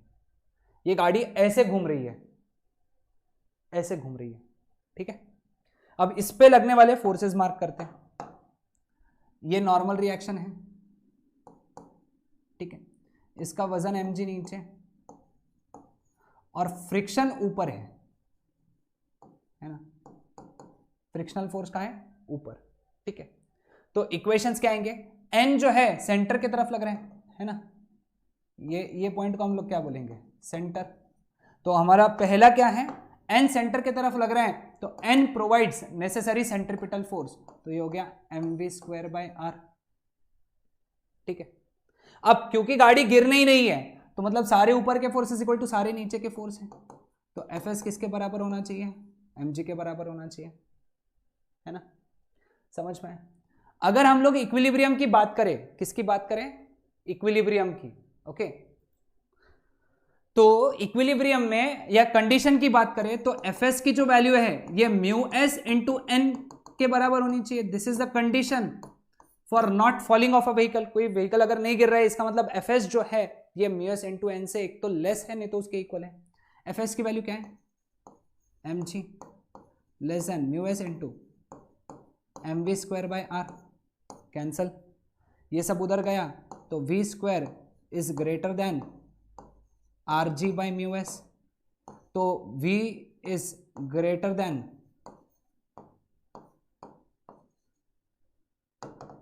Are G by mu S का रूट, तो मिनिमम वैल्यू कितनी हुई, मिनिमम वैल्यू हुई R G by mu S का रूट। सो कम से कम इतनी स्पीड रखना है वेल ऑफ डेथ में, तब जाके वो व्हीकल गिरेगा नहीं। ओके, वो घूमते रहेगा वेल ऑफ डेथ में, ये कंडीशन याद रखना, ठीक है। बोर्ड्स में ये कंडीशन अगर भूल गए तो नहीं लिख पाओगे आगे, ठीक है। क्लियर विद दिस, सभी को ध्यान में आया? ओके ओके, तो अब हम लोग बात करेंगे necessity of banking of roads की। ओके, बैंकिंग ऑफ रोड्स क्यों करना है, मतलब रोड को बैंक क्यों करना है, बैंक करना है यानी क्या, मैं समझाता हूं। बस पहले तो समझो कि हॉरिजॉन्टल अनबैंक कर्व रोड का प्रॉब्लम क्या था। ये जो वीमैक्स का फॉर्मूला निकाला था हम लोगों ने हॉरिजॉन्टल अनबैंक्ड रोड में, वो निकाला था square root of mu S R G, ठीक है। अब ये जो वीमैक्स है ये म्यू एस पे डिपेंड करता है ना, कोएफिशिएंट ऑफ स्टैटिक फ्रिक्शन पे डिपेंड करता है, और ये रिलायबल नहीं है, ये चेंज होता है ना। जब रोड बहुत स्मूथ है तो म्यू एस कम हो जाएगा तो वीमैक्स कम हो जाएगा, जब रोड रफ है तो म्यू एस बढ़ जाएगा, वीमैक्स बढ़ जाएगा, ठीक है। तो देखो, while taking a turn on a horizontal road, the force of static friction between the tires of the vehicle and the road provides the necessary centripetal force or balances the centrifugal force। ये हम लोगों ने already वहां पे पढ़ा था, friction provides necessary centripetal force, ठीक है। Second point, however the frictional force is having an upper limit, also its value is usually not constant as the road surface is not uniform। दो इसके सबसे बड़े ड्रॉबैक है, frictional force की एक upper limit है, फ्रिक्शनल फोर्स को एक वैल्यू के ऊपर तुम नहीं बढ़ा सकते। फ्रिक्शनल फोर्स की मैक्सिमम वैल्यू जो होती है वो होती है म्यू एस इंटू एन, इसको बोलते हैं हम लोग लिमिटिंग वैल्यू। क्या कहते हैं? Limiting value. और इसकी वैल्यू जो है इट इज नॉट कांस्टेंट, अभी मैंने तुमको बताया, क्योंकि म्यू एस कांस्टेंट नहीं रहता इसलिए ये भी कांस्टेंट नहीं रहता। Okay, thus in real life we should not depend upon it as it is not reliable, इसलिए हम लोग उस पर डिपेंड नहीं कर सकते। ओके, तो उस केस में next point, for this purpose the surfaces of the curved roads are tilted with the horizontal with some angle, है ना। यानी ये रोड का सरफेस है, सामने से अगर देखें तो हम लोग इसको थोड़ा सा ऊपर उठा देते हैं, यहाँ पे गिट्टी मिट्टी रेती सीमेंट विमेंट डांबर वांबर सब भर के, जो भी भरना है वो भर के इसको थोड़ा उठा देते हैं, कुछ एंगल से, थीटा एंगल से, है ना। इसको बोलते हैं इनर एज और इसको बोलते हैं आउटर एज। तो हमने किसको उठाया? आउटर एज को उठाया, थोड़ा सा उसमें जो भी क्या कहते हैं चीज भरना है वो भर के, है ना, सीमेंट या फिर डांबर। तो this process is known as banking of road, और the road is said to be banked, है ना, बैंकिंग ऑफ रोड। और ये जो एंगल है इसको हम लोग बोलते हैं एंगल ऑफ बैंकिंग, ठीक है। When the road is banked, अब क्या होगा? The horizontal component of normal reaction provides the necessary centripetal force. Okay, ये एमसीक्यू के लिए याद रखना, कौन सा कंपोनेंट बेटा? Horizontal component of normal reaction. कैसे? अभी हम लोग देखेंगे। ओके, कौन सा component? Horizontal component provides necessary centripetal force, ठीक है। चलो देखते हैं अब कैसे। Angle of banking on a bank curve road neglecting friction, ठीक है। देखो, अब रोड को जो है कुछ इस तरीके से अपन ने बैंक किया है, ठीक है, कुछ ज्यादा ही बैंक कर दिया मैंने, लेकिन ठीक है, इमेजिन कर लो इसके ऊपर ये गाड़ी ऐसी चल रही है, ये चक्के, अगेन ये क्या है उसके हेडलाइट्स और ये स्टीयरिंग, ठीक है। अब इस पे लगने वाले फोर्सेस कौन से? सबसे पहला इसका वेट mg, दूसरा नॉर्मल रिएक्शन n। ठीक है, हमको फ्रिक्शन निगलेक्ट करना है, निगलेक्टिंग फ्रिक्शन, फ्रिक्शन की अभी बात नहीं करना है। ओके, अब हम लोग क्या करेंगे, नॉर्मल रिएक्शन को रिजॉल्व करेंगे ये दो इसमें। ठीक है, एक बात ध्यान में रखो, ज्योमेट्री के हिसाब से अगर ये एंगल थीटा है तो ये एंगल भी थीटा हो जाएगा। ठीक है, तो उस केस में नॉर्मल रिएक्शन का ये कंपोनेंट जो रहेगा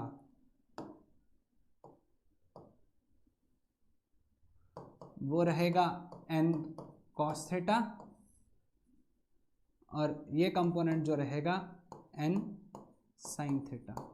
और कहीं तो यहाँ पे है रोड का सेंटर, क्योंकि गाड़ी ऐसे टर्न ले रही है ना, तो इधर सेंटर है। तो यहाँ पे हम लोग अगर बात करें तो n cos थीटा mg को बैलेंस कर रहे हैं और n sin थीटा सेंटर के तरफ लग रहे हैं, तो n sin theta provides necessary centripetal force, यानी n sin theta mv square by r के इक्वल हुआ, और n cos theta balances weight mg। दोनों को डिवाइड करो, डिवाइडिंग दी अबव इक्वेशंस, हमको मिलेगा tan theta is equal to V square by R G. तो V square is equal to R G tan theta, तो v is equal to square root of R G tan theta. समझ में आया चीज? हाँ, so this is the formula for sorry angle of banking निकाला, extremely sorry, अपन ने velocity निकाला, एंगल ऑफ बैंकिंग ये इधर चला गया, तो theta equal to tan inverse V square by R G. ये फॉर्मूला हो गया एंगल ऑफ बैंकिंग का, और ये फॉर्मूला हो गया speed on bank of road का। ठीक है, लेकिन फ्रिक्शन को निगलेक्ट किया है। ठीक है, याद रखो सीईटी के लिए ये पॉइंट याद रखो, इस स्पीड को हम लोग ऑप्टिमम स्पीड कहते हैं। क्या कहते हैं? ऑप्टिमम स्पीड, है ना, ऑप्टिमम स्पीड। तो इसको वी नॉट से भी डिनोट करते हैं। ठीक है, वी नॉट ऑप्टिमम स्पीड होता है। ऑप्टिमम स्पीड वो स्पीड होता है जिसपे फ्रिक्शन का इफेक्ट निगलेक्ट हो जाता है ना, हम लोग फ्रिक्शन को निगलेक्ट कर रहे हैं, इसीलिए इस स्पीड को हम लोग कहते हैं ऑप्टिमम स्पीड। ठीक है, समझ में आया सभी को? तो अब हमारा टॉपिक है what is the need for upper and lower speed limit. ठीक है, अभी तक हम लोगों ने देखा हॉरिजॉन्टल बैंक, अनबैंक्ड रोड, है ना, फिर हम लोगों ने पढ़ा बैंकिंग ऑफ रोड्स। अब हम लोगों को देखना है कि वो जो स्पीड बनाई थी हम लोगों ने, स्पीड का इक्वेशन बनाया था V naught is equal to root R G tan theta, इसके अंदर लिमिट होती है ना, अपर स्पीड लिमिट होती है और लोअर स्पीड लिमिट होती है। तो इसका एक क्वेश्चन आ सकता है बोर्ड्स में कि why there is need of upper and lower speed limit. ठीक है, ये दो मार्क का क्वेश्चन है, इसके अंदर जो पॉइंट्स आएंगे आराम से पढ़ते हैं हम लोग, समझते हैं, और वो आप लोगों ने नोट डाउन करना है। सबसे पहला point, if the vehicle is running exactly at the speed vs is equal to root rg tan theta, the forces acting on the vehicle are, यानी ये अगर स्पीड जो अभी हम लोगों ने देखी थी, इसको हम लोगों ने क्या बोला था बताओ? Optimum speed. अगर ये स्पीड पे कोई व्हीकल चल रहा है तो उस पर कितने फोर्स लगते हैं? पहला उसका weight mg acting vertically downwards, है ना, और दूसरा है normal reaction n acting perpendicular to the road surface, है ना, दो ही फोर्सेस बनाए थे, mg नीचे और नॉर्मल रिएक्शन ऐसा था, है ना। अब जरूरी है कि यही स्पीड पे चलेगा कोई भी व्हीकल हमेशा root R G tan theta पे? नहीं, है ना, but in practice vehicle never travel exactly with this speed, है ना, ये स्पीड से चल नहीं सकता। तो जब ये स्पीड से नहीं चल सकता है, hence for the speeds other than this the component of force of static friction between road and the tyres helps us up to a certain limit, है ना। अब उस केस में फ्रिक्शन अपना रोल प्ले करेगा, है ना, और वो हमको हेल्प करेगा मूव करने में। तो उसी वजह से अब गाड़ी के मोशन में एक लोअर स्पीड लिमिट आएंगी और एक अपर स्पीड लिमिट आएंगी on a bank of road. ठीक है, तो this is how lower and upper speed limit comes into picture, है ना। इसी तरीके से लोअर स्पीड लिमिट और अपर स्पीड लिमिट पिक्चर में आता है। ठीक है, चलो अब हम लोग बात करते हैं what is expression for lower speed limit, है ना। लोअर स्पीड लिमिट का एक्सप्रेशन। इसके लिए हमको सबसे पहले बनाना पड़ेगा एक बैंक कर्व रोड का, बैंक कर्व रोड पे जो गाड़ी मूव कर रही है उसका फ्री बॉडी डायग्राम। ठीक है, अब ये अपनी कार है, अगेन ये उसके दो हेडलाइट्स और ये स्टीयरिंग व्हील। ठीक है, अब इस पे एक्ट होने वाले फोर्सेस कौन से, ठीक है, जो फोर्सेस अपन पिंक से बताएंगे। अब सबसे पहले इसका weight mg acting vertically downwards, ये angle of banking theta, normal reaction n।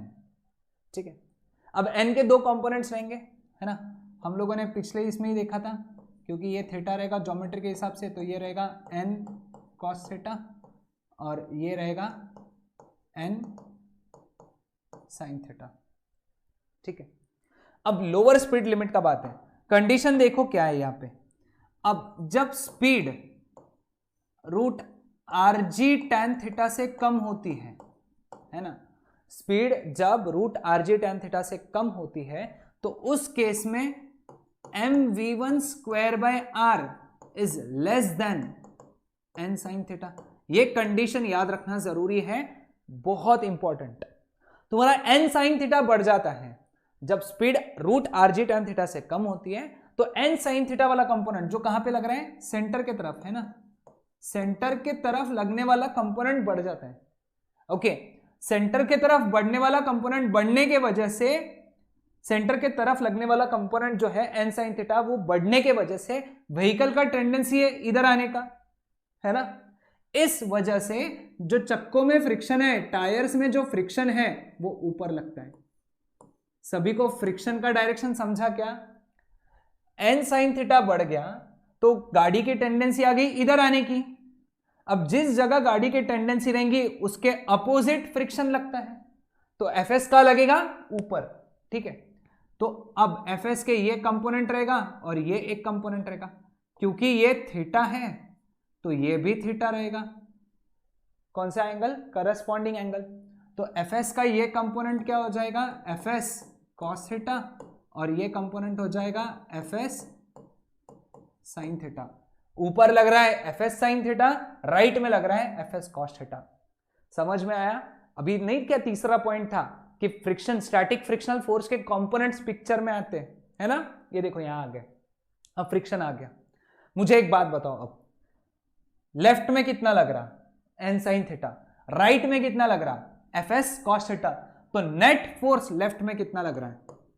n sin theta minus Fs cos theta.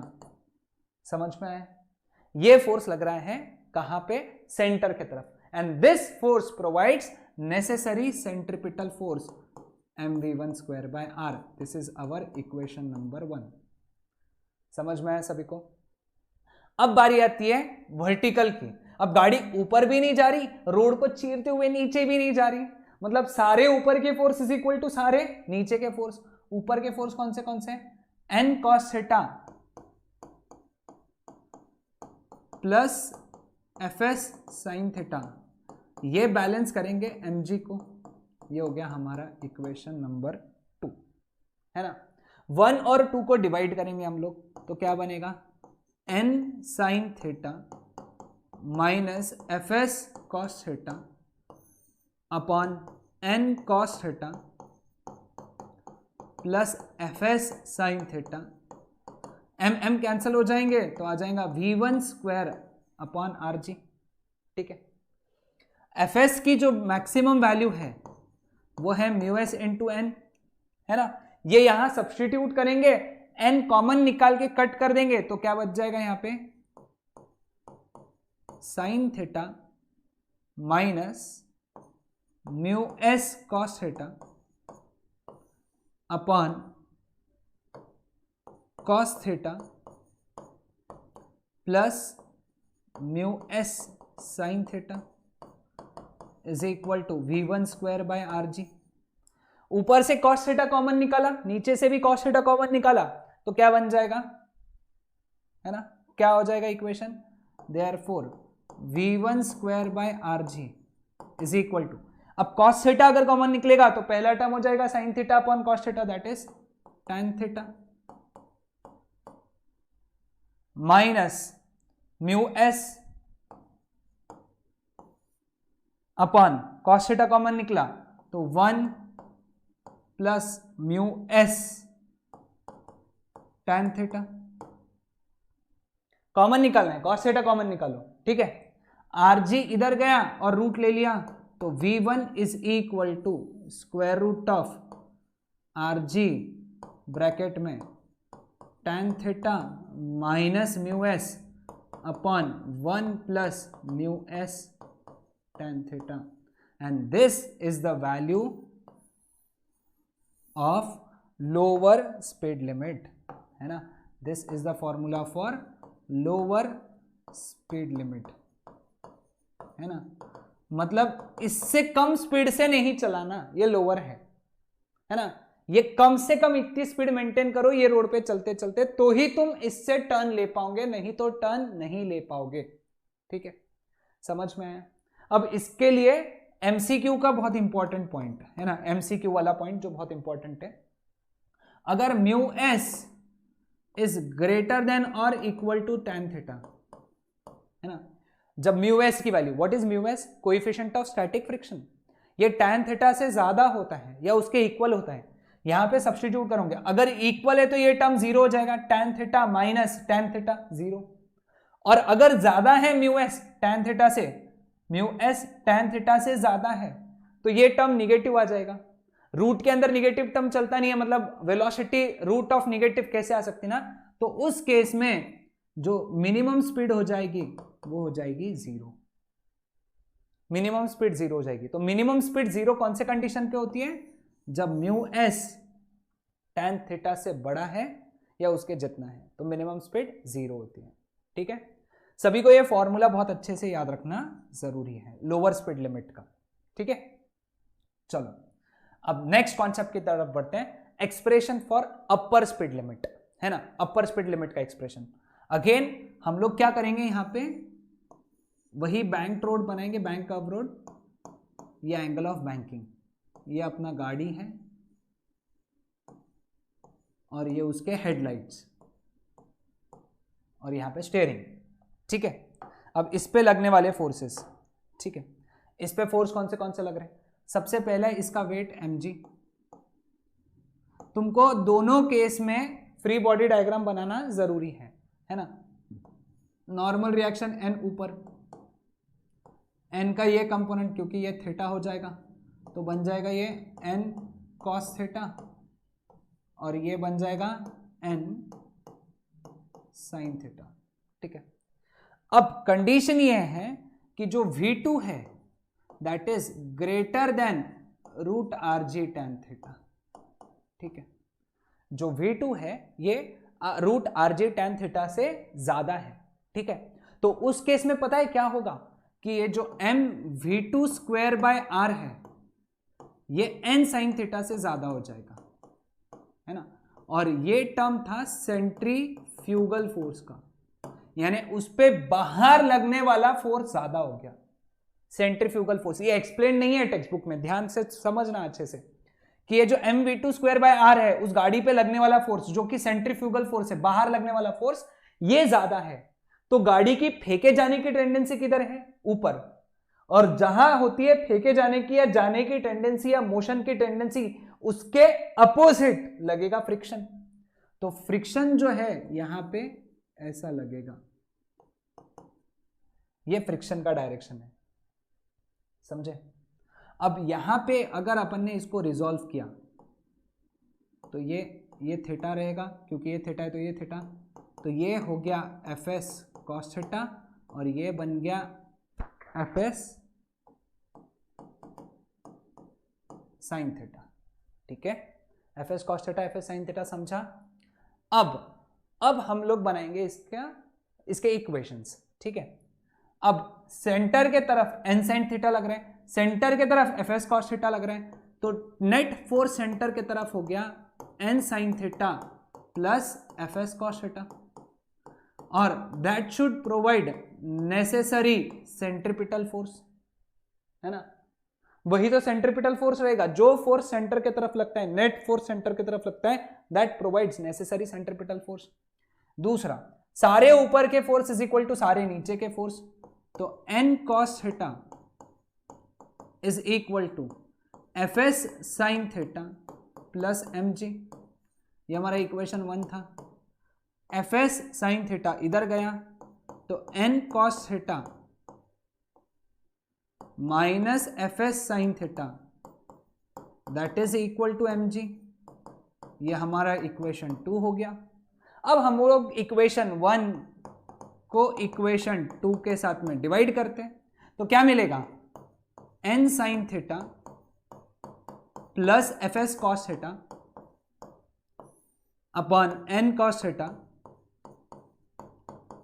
Minus fs sin theta that is equal to v2 square by rg। fs की value कितनी रखेंगे, mu s into n, और n common निकाल के cancel कर देंगे तो क्या मिलेगा अपने को, sine theta plus cos theta, sorry mu s cos theta upon cos theta minus mu s sine theta is equal to v2 square by rg। Again हम लोग अब ऊपर से और नीचे से cos थीटा कॉमन निकाल के कैंसिल कर देंगे तो क्या मिलेगा, v2 square by rg is equal to tan theta plus mu s upon 1 minus mu s tan theta. ठीक है, rg इधर गया और रूट लिया तो v2 का वैल्यू कितना बना, root of tan theta plus mu s upon 1 minus mu s tan theta. ठीक है, तो this is the formula for upper speed limit. ये फॉर्मूला किसका है बेटा, अपर स्पीड लिमिट का। यानी गाड़ी इससे ज्यादा स्पीड पे नहीं चलाना है, क्योंकि इससे ज्यादा स्पीड से चलाओगे तभी भी टर्न नहीं ले पाते आएगा और गाड़ी ऊपर चले जाएगी, ऐसे सरक जाएगी ऊपर। ठीक है, एक्सीडेंट हो जाएगा। ठीक है, V2 का वैल्यू समझा सभी को। ओके, हाँ, अब सीईटी के लिए इंपॉर्टेंट पॉइंट है ना, सीईटी के लिए इंपॉर्टेंट पॉइंट, अगर म्यू एस की वैल्यू कॉट थीटा होती है ना, म्यू एस की वैल्यू कितनी होती है, कॉट थीटा। हो सकता है ये एमसीक्यू में पूछा जाए या सीईटी में पूछा जाए। तो म्यू एस के जगह अगर मैं क्या रखूं, कॉट थीटा, तो तुमको पता है tan theta into cot theta कितना होता है, 1, 1 माइनस 1 कितना हो गया, 0। तो V2 का वैल्यू कितना आ गया, इंफिनिटी। ये पहली कंडीशन याद रखना। यानी जब म्यू एस की वैल्यू कितनी होती है, कॉट थीटा, तो V2 यानी अपर स्पीड लिमिट इंफिनिटी होती है। लोअर स्पीड लिमिट में क्या पढ़ा था हम लोगों ने, जब म्यू एस की वैल्यू कितनी होती है, tan थीटा या उससे ज्यादा, तो उस केस में V1 जो होता है लोअर स्पीड लिमिट 0 हो जाती है और यहाँ पे इंफिनिटी। ठीक है, इसमें एक और चीज याद रखना है, लेकिन म्यू एस की जो मैक्सिमम वैल्यू है ये तो 1 है, म्यू एस की मैक्सिमम वैल्यू 1 रहेगी। जब म्यू एस की मैक्सिमम वैल्यू 1 रहेगी तो ये जो कॉट थीटा की वैल्यू है वो भी मैक्सिमम वैल्यू कितनी रहेगी, 1। तो उस केस में जो थीटा है ये 45 डिग्री से ज्यादा आ जाएगा, एक तो 45 डिग्री नहीं तो उससे ज्यादा। ठीक है, समझ में आया, क्योंकि म्यू एस की मैक्सिमम वैल्यू कितनी है, 1, तो उस केस में जो थीटा आएगा वो 45 डिग्री या उससे ज्यादा आएगा। कैसे, क्योंकि म्यू एस मैक्सिमम 1 है, इसका मतलब कॉट थीटा की वैल्यू कितनी है, 0 से 1 के बीच में। कॉट थीटा की कौन सी वैल्यू 0 से 1 के बीच में होती है, 45 से ज्यादा की वैल्यू, क्योंकि कॉट 45 कितना होता है, 1, और कॉट 90 0, तो 1 से 0 के बीच में जाती है ना, यानी 45 से ज्यादा। तो थीटा जो है ये 45 डिग्री से ज्यादा होना चाहिए। आई होप तुमको समझ में आया होगा। म्यू एस की मैक्सिमम वैल्यू 1 है, इसका मतलब कॉट थीटा की वैल्यू 0 से 1 के बीच में आएगी, और कॉट की कौन सी वैल्यू 0 से 1 के बीच में आती है, 45 से 90, यानी 45 से ज्यादा थीटा होना चाहिए। ठीक है, समझ में आया। तो ये था concept of upper speed limit and lower speed limit. Okay, तो अब बारी आती है हमारे नेक्स्ट कॉन्सेप्ट की, that is the concept of simple pendulum. Okay, simple pendulum क्या होता है, सिंपल पेंडुलम की डेफिनेशन हमारे टेक्स्ट बुक में दी हुई है, और वो डेफिनेशन है, इफ अ टाइनी मास, बहुत ही छोटा point object and called bob, है ना, उसको बॉब बोलते हैं, connected to a long flexible massless inextensible string, and suspended to a rigid support is made to oscillate in single vertical plane, it is said to be simple pendulum. ठीक है, समझाता हूं, ध्यान दो. देखो ये सपोर्ट है, ये सपोर्ट कैसा होना चाहिए, रिजिड. ठीक है, और एक रस्सी को, रस्सी की 4 कैरेक्टरिस्टिक है, लॉन्ग होनी चाहिए, फ्लेक्सिबल होनी चाहिए, मासलेस होनी चाहिए और इनएक्सटेंसिबल होनी चाहिए, यानी वो खींचे नहीं जानी चाहिए. ओके, वो जितनी है उतनी उसकी लेंथ होनी चाहिए. उसको एक तुमने छोटा सा पॉइंट ऑब्जेक्ट, जिसको हम लोगों ने क्या बोला, बॉब, जिसका मास बहुत कम है, टाइनी मास, उसको अटैच किया. और ये बहुत इंपॉर्टेंट है, made to oscillate in single vertical plane, यानी उसको यहां पे ले जाके छोड़ दिया तो वो ऐसा आके यहां तक आएगा. ठीक है, वो इसी प्लेन में ऑसिलेट करेगा, ये वर्टिकल प्लेन है, इसी प्लेन में अगर वो ऑसिलेट करता है तो इस चीज को हम लोग बोलते हैं simple pendulum. Okay, simple pendulum में बॉब जो है वो सिंगल वर्टिकल प्लेन में ऑसिलेट करता है. ठीक है, अब बारी आती है कोनिकल पेंडुलम की, है ना. अब कोनिकल पेंडुलम क्या है, a tiny mass assumed to be a point object and called a bob connected to a long flexible massless and inextensible string, same definition, and suspended to a rigid support. यहां तक भी same definition, हाँ यहां से change होता है. revolves in such a way that string moves along the surface of the right circular cone of vertical axis and the point object performs a uniform horizontal circular motion. such a system is called as conical pendulum. ठीक है, अब ये मैं समझाता हूं. Okay, देखो ये बाद में करते हैं डेरिवेशन, पहले वो समझा देता हूं. इसमें क्या बोला है ना, एक रिजिड सपोर्ट है. क्या है, रिजिड सपोर्ट. ठीक है, उसमें हम लोगों ने क्या किया, ऐसी एक रस्सी ली और उसको ये बॉब लगाया, है ना, स्ट्रिंग ली, उसको ये बॉब लगाया. लेट अस से स्ट्रिंग का लेंथ कितना है, L. ओके, अब ये बॉब को अपन ने ऐसा धक्का मारा, इसको ऐसा ले जाके छोड़ा नहीं, उसको ऐसा धक्का मारा. पिछले बार अपन ने क्या किया था, उसको ऐसा लेकर गए और छोड़ दिया, वो ऐसा घूमता रहा. ठीक है, इस बार अपन ने क्या किया, ऐसा लेकर गए और इधर धक्का मारा, तो उसके वजह से वो ऐसा घूमा. ठीक है, मतलब इसके बॉब ने कौन सा मोशन परफॉर्म किया बेटा, horizontal uniform circular motion perform किया. ठीक है, ये हो गया सेंटर. तो इसके स्ट्रिंग ने एक कोन बनाया. स्ट्रिंग ने क्या बनाया, जब स्ट्रिंग यहां पे या ऐसा आया होगा तो क्या बना, एक कोन बना, इसलिए इस पेंडुलम का नाम क्या बन गया, कोनिकल पेंडुलम. ठीक है, इसके अंदर ये जो हॉरिजॉन्टल सर्कुलर मोशन परफॉर्म कर रहा है, लेट अस से ये एंगल कितना है, सॉरी ये डिस्टेंस कितना है, r, इसको रेडियस को r बोल देंगे, और लेट अस से ये एंगल कितना है, theta. Theta is also known as semi vertical angle of cone. ठीक है, अब हमारा अगला डेरिवेशन, डेरिवेशन किस चीज का है, time period of conical pendulum, यानी ये जो गोल घूम रहा है उसको कितना टाइम लगता है. ठीक है, लेट अस से ये हमारे पास में बॉब है, ये गोल घूम रहा है. अब इस पे लगने वाले फोर्सेस, इस पे सबसे पहले ये लगेगा टेंशन. लेट अस से टेंशन है टी नॉट. टी नॉट क्यों बोला टेंशन को, टी क्यों नहीं बोला, क्योंकि टी हमारा टाइम पीरियड है जो हमको निकालना है, टाइम पीरियड निकालना है ना हमको. ठीक है, अब टेंशन को रिजॉल्व करेंगे ये दो कंपोनेंट्स में, ये थीटा है तो ये थीटा रहेगा, तो ये बन गया टी नॉट कॉस थीटा और ये बन गया टी नॉट साइन थीटा. ठीक है, इस पे एक और फोर्स लग रहा है ना, कौन सा फोर्स लग रहा है इस पे, एक इस वेट mg, इसका जो वेट है mg, ये लग रहा है वर्टिकली डाउनवर्ड्स. ठीक है, चलो अब इसके इक्वेशन लिखना चालू करते हैं. मुझे बताओ सेंटर के तरफ कितना फोर्स लग रहा है, टी नॉट साइन थीटा. तो T not sine theta provides necessary centripetal force. अब सेंट्रीपिटल फोर्स का फॉर्मूला मैंने यहां पे कौन सा यूज किया, m ओमेगा स्क्वायर r, है ना, ये फॉर्मूला तुम्हारे पास में लिख के है ना. तो ये हो गया सेंट्रीपिटल फोर्स. तो यहां पे T not sine theta provides necessary centripetal force. Board में एक बार क्वेश्चन आ चुका है कि विच component of tension provides necessary centripetal force, तो आंसर था टी नॉट साइन थीटा. और टी नॉट कॉस थीटा ऊपर लग रहा है, अब बॉब ये ऊपर भी नहीं जा रहा, नीचे भी नहीं जा रहा, मतलब सारे ऊपर के फोर्स इज इक्वल टू सारे नीचे के फोर्स, मतलब T naught cos theta should be equal to mg।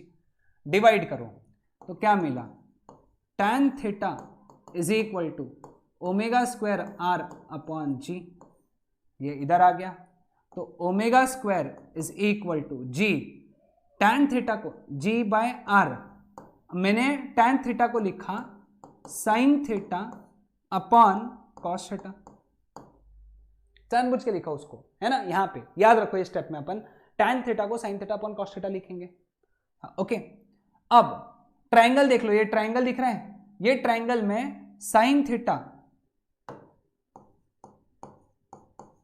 जो होता है वो है r by L, sine theta is opposite upon hypotenuse, तो यहां से r is equal to L sine theta, substitute करो यहां पे, तो omega square is equal to g upon L sine theta into sine theta upon cos theta, sine theta cancel, तो omega square is equal to g upon L cos theta, तो omega is equal to square root of g upon L cos theta, लेकिन omega की value कितनी है 2 pi by T, ये already हम लोग पढ़ चुके, तो time period where T is time period, तो therefore time period is 2 pi root of L cos theta upon G. This is the formula for time period of conical pendulum. Frequency पूछा n का formula क्या है 1 by T, तो n is equal to 1 by 2 pi, पूछा नहीं है यहां पे लेकिन हम लोग लिख के रख देते हैं, g upon root of g upon L cos theta, तो this is the formula for frequency. तो हम लोगों ने टाइम पीरियड भी निकाला, फ्रीक्वेंसी भी निकाला कोनिकल पेंडुलम का, ठीक है। Factors on which time period and frequency of conical pendulum depends, कौन से फैक्टर्स पर डिपेंड करते हैं। टाइम पीरियड का फॉर्मूला क्या है 2 pi root L cos theta by G, frequency का फॉर्मूला है 1 by 2 pi root L cos theta by G, ठीक है। अब कौन से फैक्टर्स पे डिपेंड कर रहे हैं, देखो दोनों डिपेंड कर रहे हैं, पहला फैक्टर है लेंथ, है ना, एल पे डिपेंड कर रहे हैं, वो जो लेंथ है स्ट्रिंग की लेंथ उस पर डिपेंड कर रहे हैं। दूसरा है acceleration due to gravity G, है ना, कैसे डिपेंड कर रहा है, time period is directly proportional to root L and frequency is inversely proportional to root L. Acceleration due to gravity के लिए time period is inversely proportional to root G, time period frequency is directly proportional to root G. तीसरा factor है it depends on angle of inclination, तीसरा factor क्या है, it depends on angle of inclination theta, वो semi vertical angle जिसको कहा था। Time period is directly proportional to square root of cos theta and frequency, sorry उल्टा हो गया, एक्सट्रीमली सॉरी, यहां पे g upon L cos theta चाहिए था, लिखा यहाँ पे सही है लेकिन वहां पे गलती से हो गया था, तो it is inversely proportional to root of cos theta, ठीक है, समझ में आया। नेक्स्ट क्वेश्चन, किस पे डिपेंड नहीं करते हैं, है ना, किस पे डिपेंड नहीं करता, तो ये मास ऑफ बॉब पे डिपेंड नहीं करता, है ना, mass of Bob small m, है ना, इस पे डिपेंड नहीं करता, कौन, टाइम पीरियड और फ्रीक्वेंसी, याद रखना, MCQ question, CET question, CET के लिए भी, है ना, बहुत इंपॉर्टेंट, किस पे डिपेंड नहीं करता, मास पे, okay. Next, conical pendulum in inertial frame of reference, inertial मतलब नॉन एक्सेलरेटेड, तो तुमको ये डायग्राम आ सकता है 1 मार्क के लिए, ओके, तो उसके अंदर तुमको लगने वाले उसके सारे फोर्सेस बताने हैं, क्या क्या फोर्सेस लगते हैं, ठीक है। तो हम लोग पहले रिजिड सपोर्ट बना लेंगे, फिर यहाँ पे ऐसे डॉटेड लाइन बताएंगे, ये हम लोगों ने स्ट्रिंग बनाया, ये बॉब बनाया, और ये हम लोगों ने बता दिया सर्कल, ठीक है, ये तुम यहाँ पे ऐसा डॉटेड लाइन भी बता सकते हैं। अब इस पे लगने वाले सारे फोर्सेस, क्योंकि ये इनर्शियल फ्रेम ऑफ रेफरेंस है तो इसमें सूडो फोर्स नहीं लगेगा, तो इस पे जो फोर्सेस लगेंगे वो लगेगा ये टी नॉट, जिसका ये कंपोनेंट ये एंगल थीटा बताना है, तो ये बन गया टी नॉट कॉस थीटा, और ये बन गया टी नॉट साइन थीटा, और ये हो गया इसका वेट, इसको दूसरे कलर से बता देते हैं, है ना, वेट जो है ये लगा mg। ठीक है, इतने ही फोर्सेस बनाना है किसमें, जब तुमको पूछा है draw the free body diagram of conical pendulum in inertial frame of reference. दूसरा क्वेश्चन देखो क्या है, conical pendulum in non inertial frame of reference, तो उसमें एक सूडो फोर्स की टर्म ऐड हो जाएगी, और वो किधर ऐड होगी, देखो यहां पे तुमको एक फोर्स इतना तो बनाना ही बनाना है, इसके साथ में m ओमेगा स्क्वायर r ये बाहर की तरफ बनाना है। ठीक है, ये किसके लिए, non inertial frame of reference में। ठीक है, समझ में आया सबको। तो दो डायग्राम्स बनाई अपन ने, ये छोड़ के पहले वाला डायग्राम है, ये वाला डायग्राम नॉन इनर्शियल के लिए। ठीक, ओके, तो ये सारे कंसेप्ट थे किसके, हमारे कोनिकल पेंडुलम के। ओके, तो अब बढ़ते हैं हम लोग नेक्स्ट पार्ट की तरफ। अगला टॉपिक है हमारा velocities at different point in vertical circular motion. Okay, vertical circular motion में अलग अलग पॉइंट पे वेलोसिटीज क्या होती है। पहला पॉइंट याद रखो, vertical circular motion is an example of non uniform circular motion. Non UCM का एग्जांपल है, क्योंकि यहां पे हर पॉइंट पे वेलोसिटी का मैग्नीट्यूड भी अलग अलग है। ठीक है, तो चलो हम लोग एक डायग्राम बना लेते हैं पहले। सपोज ये वर्टिकल प्लेन है जिसमें पार्टिकल रोटेट कर रहा है ना, वर्टिकल सर्कुलर मोशन परफॉर्म कर रहे हैं। ठीक है, तो ये सेंटर है। ठीक है, अभी हम लोग स्ट्रिंग बना लेंगे, स्ट्रिंग को एक अलग कलर से बनाते हैं, येलो कलर से बना लिया ये स्ट्रिंग। ठीक है, ये हो गया हमारा बी पॉइंट, लेट अस से लोवेस्ट पॉइंट, है ना। फिर हो सकता है कभी तो वो ये पॉइंट पे आएंगी, तो ये हो गया हमारा सी पोजीशन। फिर वो ऊपर भी जाएंगी, तो ये हो गया हमारा हाईएस्ट पोजीशन, और ये हो गया हमारा दूसरा हॉरिजॉन्टल पोजीशन। ये दोनों हॉरिजॉन्टल, हाईएस्ट एंड लोवेस्ट। ठीक है, समझ में। लेटेस्ट से हर पॉइंट पे वेलोसिटीज जो है, हम लोग हर पॉइंट पे वेलोसिटीज मार्क कर देंगे। यहां पे जो वेलोसिटी है वो है वीबी, यहां पे जो वेलोसिटी है वीसी, यहां पे वेलोसिटी है वीए, और यहां वेलोसिटी है वीडी। ठीक है, समझ में। अब हम लोग मार्क करेंगे टेंशंस, है ना, टेंशंस। तो यहां पे जो टेंशन रहेगा वो रहेगा यहां पे इस डायरेक्शन में। ठीक है, इसको हम लोग बोलेंगे टीबी। यहां पे टेंशन रहेगा इस डायरेक्शन में, इसको हम लोग बोलेंगे टीसी। ये रहेगा अगेन टीडी, और यहां पे टेंशन रहेगा नीचे। ठीक है, एंड दैट इज टीए। सभी ने मार्क कर लिया। अब हर पॉइंट पे हम लोग वेट mg भी मार्क कर लेंगे, वजन वेट mg। तो यहां पे mg नीचे लगेगा, यहां पे mg नीचे लगेगा, यहां पे mg नीचे लगेगा, यहां पे mg नीचे लगेगा। ठीक है, क्योंकि mg हमेशा वर्टिकली डाउनवर्ड्स लगता है। ठीक है, चलो डेरिवेशन की शुरुआत करते हैं हम लोग, है ना। सबसे पहले हम लोग डेरिवेशन में हर पॉइंट पे, अलग अलग पॉइंट पे, लोवेस्ट पॉइंट, मिड पॉइंट और हाईएस्ट पॉइंट पे वेलोसिटी निकालेंगे। ठीक है, सपोज अब हमको जो हाईएस्ट पॉइंट पे वेलोसिटी निकालने जा रहे हैं, हम लोग वेलोसिटी कौन सी निकालने जा रहे हैं, हम लोग वेलोसिटी वो निकालने जा रहे हैं जिस पे वो जस्ट सर्कुलर मोशन कंप्लीट कर रहे हैं, वर्टिकल सर्कुलर मोशन कंप्लीट कर रहे हैं। यानी कम से कम यहां पे कितनी स्पीड होनी चाहिए, कम से कम यहां पे कितनी स्पीड होनी चाहिए, कम से कम, यानी इतनी रही तो वर्टिकल सर्कुलर मोशन परफॉर्म होगा, नहीं तो नहीं होगा। अगर इससे कम रही तो नहीं होगा। तो मिनिमम, है ना, मिनिमम कंडीशन निकालने जा रहे हैं कि भाई वीबी की कौन सी मिनिमम वैल्यू है जिससे वर्टिकल सर्कुलर मोशन होगा, वीए की कौन सी मिनिमम वैल्यू है जिससे वर्टिकल सर्कुलर मोशन होगा, ये सारी चीजें। ठीक है, तो हम लोग क्या करेंगे, ए से शुरू करते हैं, एट ए।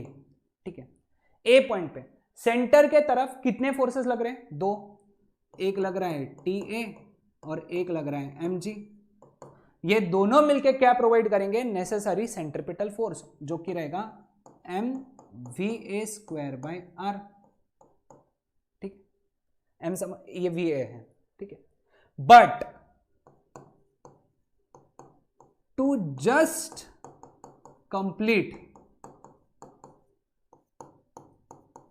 सर्कुलर मोशन, है ना, सर्कुलर मोशन जस्ट कंप्लीट करने के लिए, मिनिमम कंडीशन निकालने के लिए हम लोग ए पे टेंशन जीरो मान लेंगे कि भाई ए पे टेंशन जीरो है। तो कंडीशन क्या हो गया, therefore m g is equal to m we A square by are, m m cancel, r इधर आ गया तो वी ए का वैल्यू आ गया √5 are G. So this is the value of minimum value of velocity at the highest point. Highest point पे कम से कम इतनी वेलोसिटी होनी चाहिए, कितनी, √rg, सॉरी 5 लिख दिया मैंने, गलती से 5 लिख दिया, √rg, ठीक है, √rg वेलोसिटी होनी चाहिए, ठीक है। अब बारी आती है बी पॉइंट की, ठीक है। ध्यान में रखो सबसे इंपॉर्टेंट बात, हर पॉइंट पे एनर्जी तो कांस्टेंट रहेगी। Law of conservation of energy लगाया तो kinetic energy at A plus potential energy at A that should be equal to kinetic energy at B plus potential energy at B, है ना। What is kinetic energy at A, half M we A square, potential energy at A M G two r. बेटा इस यहाँ पे height कितनी रहेंगी, ये radius है, ये रेडियस है, तो टोटल हाइट कितनी हो गई 2r, ठीक है। Kinetic energy at B half M v B square and potential energy at B 0, क्योंकि इसको अपन ने रेफरेंस माना है, ये ग्राउंड लेवल है, ग्राउंड लेवल, या फिर हम लोगों ने इसको रेफरेंस माना है। रेफरेंस यानी वही से डिस्टेंस मेजर करते, तो हाइट कितनी हो गई वहां पे 0, ठीक है। एम एम एम कैंसल हुआ, सॉल्व किया इसको, ठीक है, इसको सॉल्व किया तो VB का वैल्यू आता है √5rg, ठीक है। VA की वैल्यू √rg हम लोग यहां सब्स्टिट्यूट करेंगे और सॉल्व करेंगे तो मिनिमम वैल्यू लोएस्ट पॉइंट पे कितनी चाहिए, √5rg, ठीक है। अगेन अब हमको निकालना है VC और VD, VC VD सेम आने वाला है, ओके। तो again law of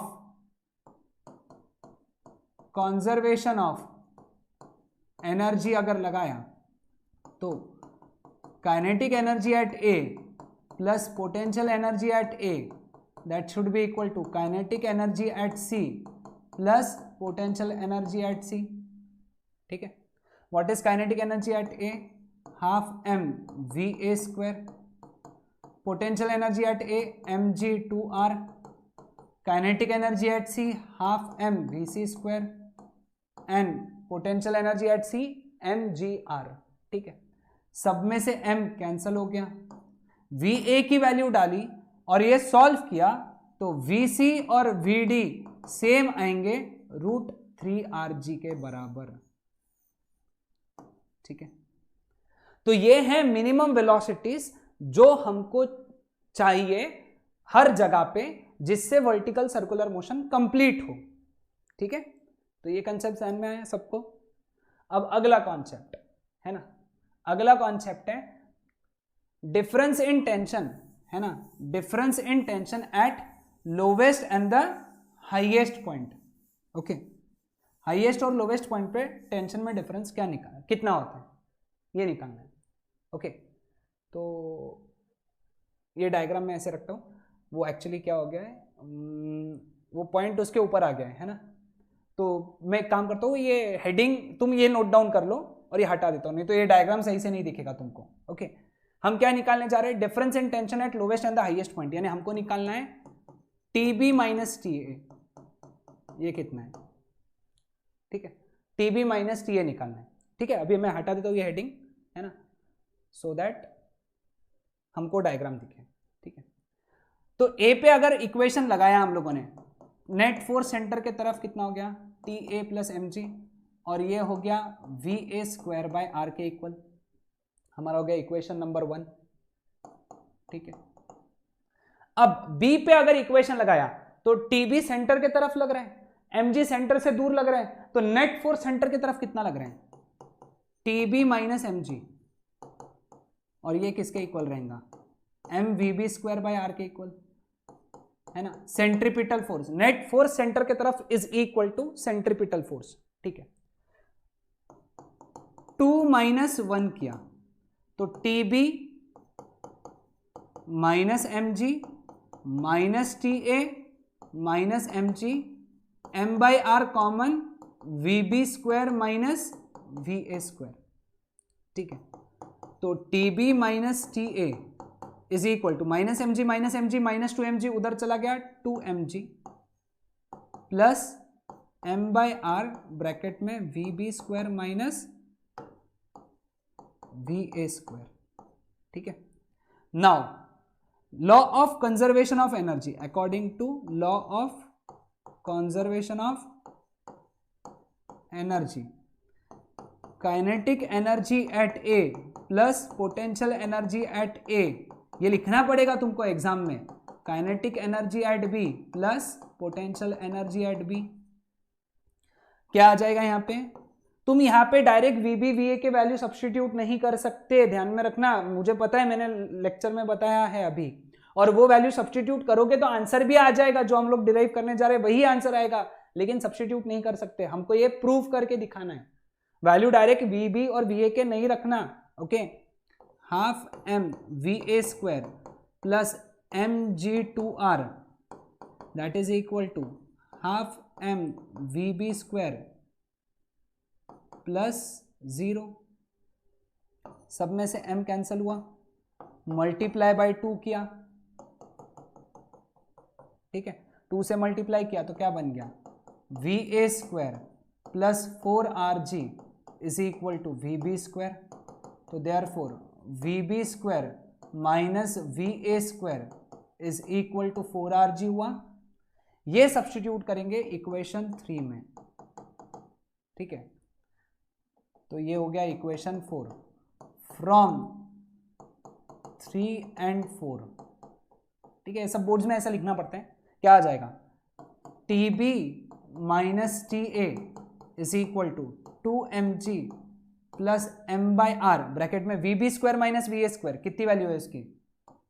4 R G, R R cancel, तो ये हो गया 2 M G plus 4 M G, तो therefore T B minus T A is equal to 6 M G, ठीक है, समझ में आया? अब लास्ट ईयर मतलब 2023 के बोर्ड्स में, लास्ट ईयर मतलब यही साल के बोर्ड्स में, लास्ट, हाँ इस साल के 2023 या पिछले साल के, ओके पिछले साल के आई गेस, एग्जैक्टली श्योर नहीं आया था बट आया था, 100% क्वेश्चन है कि T C minus T A निकालने बोला था। T C minus T A की वैल्यू अगर सॉल्व किया तो 3 mg आता है, सेम वे में सॉल्व करना है, लेकिन तुम नोट डाउन करके रख लो क्योंकि इसका डेरिवेशन एक्सपेक्टेड नहीं है, दिया नहीं है सिलेबस में। और T B minus T C भी 3 mg आता है, ओके। टी सी और टी डी सेम है, तो अगर तुमको T D minus T A पूछा तो भी answer 3 mg, T B minus T D पूछा तो भी आंसर 3 mg, ठीक है। तो ये दो फॉर्मूलेज भी एक्स्ट्रा याद करके रख लो, ठीक है। Tension eight lowest point minus tension eight highest point, tension at mid point minus tension eight highest point, tension eight lowest point minus tension at mid point, okay. ये सभी इनके 3 फॉर्मूलेज हो गए, ठीक है। नेक्स्ट टॉपिक की तरफ बढ़ते हैं। Difference in tension eight lowest point and the highest point, point चाहिए था, ओ सॉरी ये पॉइंट चाहिए था, ओके, उसको पॉइंट कर देंगे हम लोग, पॉइंट चाहिए था ये, ओके, वो दिख नहीं रहा है ना, तो तुम्हें पॉइंट कर लो उसको, है ना। In vertical circular motion when mass is tied to a rod, है ना, रॉड को, अब पिछले बार स्ट्रिंग लिया था, इस बार रॉड, है ना, यानी रॉड की खास बात क्या होती है? रॉड की खास बात यह है as compare to string, string में कभी भी टेंशन 0 नहीं होना चाहिए, क्योंकि अगर टेंशन 0 हो गया तो स्ट्रिंग हो जाएंगी स्लैक और वो वर्टिकल सर्कुलर मोशन परफॉर्म नहीं कर पाएंगी, है ना। लेकिन रॉड में टेंशन 0 नहीं हो सकते, tension can not be equal to 0, है ना, रॉड में टेंशन कभी 0 हो ही नहीं सकता। तो इसीलिए हमको यहां पे जो टेक्स्ट बुक में दिया है, डेरिवेशन नहीं दिया है, जो पॉइंट्स दिए है वही मैं लिख रहा हूं यहां पे, ओके। तो उस केस में लोवेस्ट पॉइंट पे वेलोसिटी आती है 2√rg, लोवेस्ट पॉइंट पे वेलोसिटी कितनी आती है 2√rg, ओके, ये याद रखना। और वहां पे tension eight lowest point minus tension eight highest point, ये आता है 6 mg, ओके। मिड पॉइंट पे जो वेलोसिटी आएंगी वो आएंगी √2rg, ओके, समझ में, मिड पॉइंट पे, ये याद रखना। हो सकता है इस पे एमसीक्यू बन जाए। TL माइनस TH 6 mg ये रॉड के लिए है, और TL minus TH is equal to 3 mg, okay. TL minus TH भी हम लोगों ने सॉल्व किया है ना, सॉल्व तो किया। तो TL माइनस TH हम लोगों ने स्ट्रिंग के लिए कितना निकाला है 6 mg, उसके लिए भी आता है और इसके लिए भी आता है, ठीक है। हाँ, डिफरेंस क्या है, यहां पे टेंशन 0 नहीं होता है। मुझे एक बात बताओ, वहां पे हाईएस्ट पॉइंट पे वेलोसिटी कितनी आई थी, स्ट्रिंग के लिए हाईएस्ट पॉइंट पे वेलोसिटी कितनी आई थी, VA निकाला था ना अपन ने, √rg बोला था। लेकिन रॉड में हाईएस्ट पॉइंट पे 0 वेलोसिटी पॉसिबल है, ये डिफरेंशिएटिंग पॉइंट है, याद रखना। रॉड में हाईएस्ट पॉइंट पे 0 वेलोसिटी पॉसिबल है, स्ट्रिंग में हाईएस्ट पॉइंट पे 0 वेलोसिटी पॉसिबल नहीं है, ठीक है। Now next concept, that is vehicle at the top of a convex over bridge, है ना, कॉन्वेक्स ओवर ब्रिज। देखो ये है कॉन्वेक्स ओवर ब्रिज, इसमें सबसे ऊपर अगर व्हीकल चल रहा है, अब व्हीकल ऐसा चल रहा है आगे, तुम साइड से देख रहे थे, तो हर जगह अपन उसको सामने से बता रहे थे ना, हेडलाइट्स बता रहे थे, इसके हेडलाइट यहाँ पे आप, है ना, v वेलोसिटी से चल रहा है, तो क्या इक्वेशन लगेंगे। अब इसका सेंटर तो कहीं यही रहेगा, ठीक है, इस पे लगने वाले फोर्सेस, ठीक है, इस पे लगने वाला फोर्स कौन सा रहेगा, सबसे पहला वेट mg, नीचे नॉर्मल रिएक्शन n ऊपर, ठीक है, और इसकी वेलोसिटी कितनी है v। मुझे एक बात बताओ, यहां पे सेंटर के तरफ कितना लग रहा है mg, सेंटर से दूर n, तो नेट फोर्स सेंटर के तरफ कितना लग रहा है mg minus n, and that should provide necessary centripetal force, ठीक है। तो यहां पे नॉर्मल रिएक्शन का फॉर्मूला क्या हो गया फिर, mg माइनस mv²/r, ठीक है, याद रखना। What is normal reaction on a convex over bridge, n is equal to mg minus mv²/r, ठीक है। मुझे एक बात बताओ, अगर वेलोसिटी बढ़ते गई, है ना, वेलोसिटी बढ़ते गई तो n कम हो जाएगा, है ना। तो फॉर सर्टन वेलोसिटी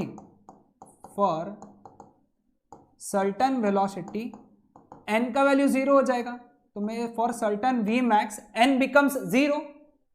n अगर 0 हो गया तो वो गाड़ी रोहित शेट्टी के मूवी की फिल्म, रोहित शेट्टी की जो फिल्म है, रोहित शेट्टी की जो मूवी होती है उसके अंदर की गाड़ी के जैसी हो जाएंगी, वो उड़ जाएगी, है ना। तो अगले बार जब रोहित शेट्टी की मूवी देखो और उसमें गाड़ी को उड़ते हुए देखो तो समझ जाना उसकी वेलोसिटी कितनी है, v मैक्स, n का वैल्यू कितना है 0, ओके। अगर सब्स्टिट्यूट किया यहां पे तो mg minus m v max²/r, ये किसके इक्वल हो जाएगा 0। सॉल्व किया तो v max is equal to √rg हो जाएगा। मतलब रोहित शेट्टी के मूवी में ड्राइवर्स लोगों को बोला है कि भाई इतनी स्पीड मेंटेन करो, जैसे ही ये स्पीड पहुंची यहां पे हाईएस्ट पॉइंट पे, नॉर्मल रिएक्शन हो गई 0, वेलोसिटी, वो गाड़ी उछल गई, ठीक है।